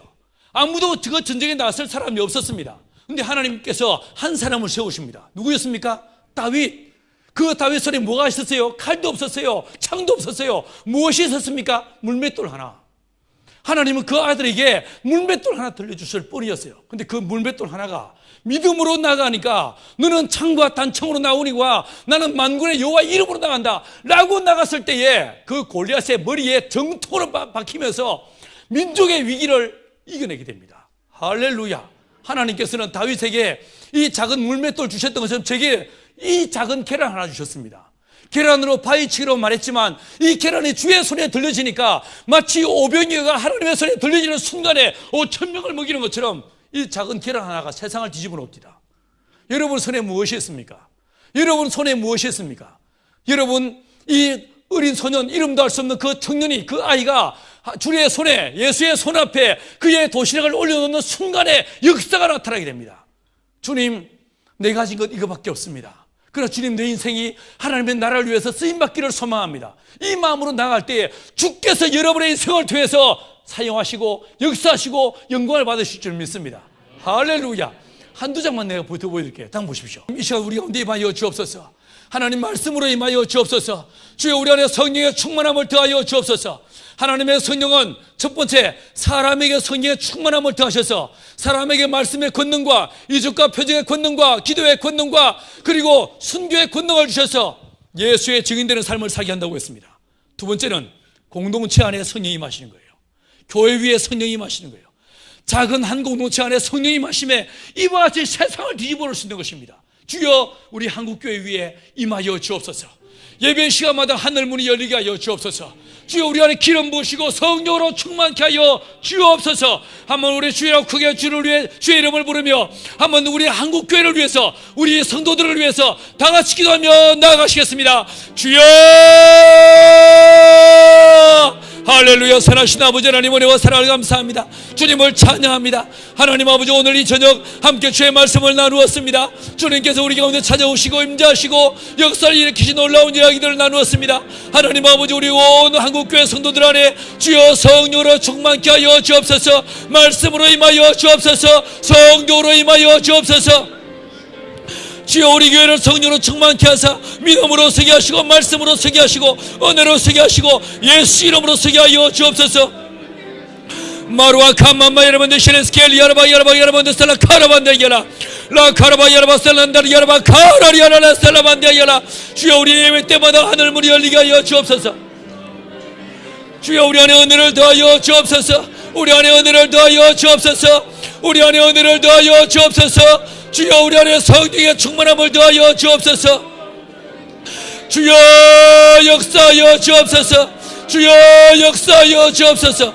오라리아 카라바 여러분들 시레스켈 여러분들 스텔라 카라반디알라. 오, 주여, 역사하여 주옵소서. 오, 주여, 역사하여 주옵소서. 아무렇게나 살지 않게 하시고 저희가 이 때가 아버지 자다가 깰 때임을 알게 도와주시고 주여, 믿음에 굳게 서게 도와주시고 복음을 따라 예수의 증인으로 예수의 거룩한 제대로 살아가기를 힘쓰는 우리 모두가 되게 하여 주옵소서. 아버지, 우리 안에 성령의 충만함을 더하여 주옵소서. 하나님, 우리 온 교우들 안에 성령의 충만함을 더하여 주옵소서. 말씀과 성령으로 임하여 주옵소서. 말씀과 성령으로 임하여 주옵소서. 권능으로 역사하여 주옵소서. 오, 주여, 역사하여 주옵소서. 오, 주여, 역사하여 주옵소서. 오, 주여, 임하여 주옵소서. 할렐루야, 할렐루야, 할렐루야, 할렐루야. 하나님 아버지, 은혜와 사랑을 감사합니다. 주님, 오늘 이 저녁 저희에게 하나님께서 실패한 사람들, 싸우던 사람들 가운데도 성령이 임하심에 이들을 통하여 얼마나 위대한 일을 하신지를 듣게 하시고 보게 하시니 감사합니다. 하나님, 우리 한국교회 60주년을 맞았습니다. 지나간 날도 은혜였지만 주여, 이제 우리가 성령으로 서기를 소망합니다. 한 사람 한 사람 모두의 심령 안에 성령의 충만함을 더하여 주옵소서. 아버지, 약속하신 바 위로부터 능력으로 입히게 하여 주옵소서. 그래서 성도들이 주의 권능으로 붙잡힌 바 되게 도와주시옵시고 이 교회가 성령의 충만함으로 성령의 운행하심으로 예배 때마다 하늘문이 열리게 하여 주옵시고 결박이 풀어지게 하시고 문제가 해결되게 도와주시고 질병이 치유되게 도와주시며 아버지여 하늘의 거룩한 영광으로 충만한 역사 있게 도와주옵소서. 하나님, 이후로도 우리가 닭들도 선교하고 돼지도 선교하는 이 시대에 믿음으로 서서 하나님의 생명의 보험을 증가하며 주여 오실 길 예배기를 힘쓰는 우리 모두가 되게 하여 주옵소서. 주님 우리를 붙잡아 주시고 주여 우리를 사용하여 주시옵소서. 역사하여 주옵소서. 역사하여 주옵소서. 내가 이 시간 나사렛 예수 이름으로 명하노니 시리에 빠지고 낙심한 모든 영혼들, 우울증에 빠진 영혼들, 모든 질병으로 고통하는 모든 심령들 가운데 주여 성령의 충만함을 더하여 주시옵소서. 역사하여 주옵소서. 모든 약한 것들이 치유되게 하여 주옵소서. 내가 이 시간 예수 이름으로 명하노니 모든 질병들이 치유되며 회복되며 온전케 되며 깨끗하게 될지어다. 역사하여 주옵소서. 역사하여 주옵소서. 임하여 주옵소서. 함께하여 주옵소서. 오 주여, 주님만의 영광을 받아 주옵소서. 찬양을 받아 주옵소서. 감사를 드리며 존귀하신 예수님 이름으로 기도 올리옵나이다. 아멘.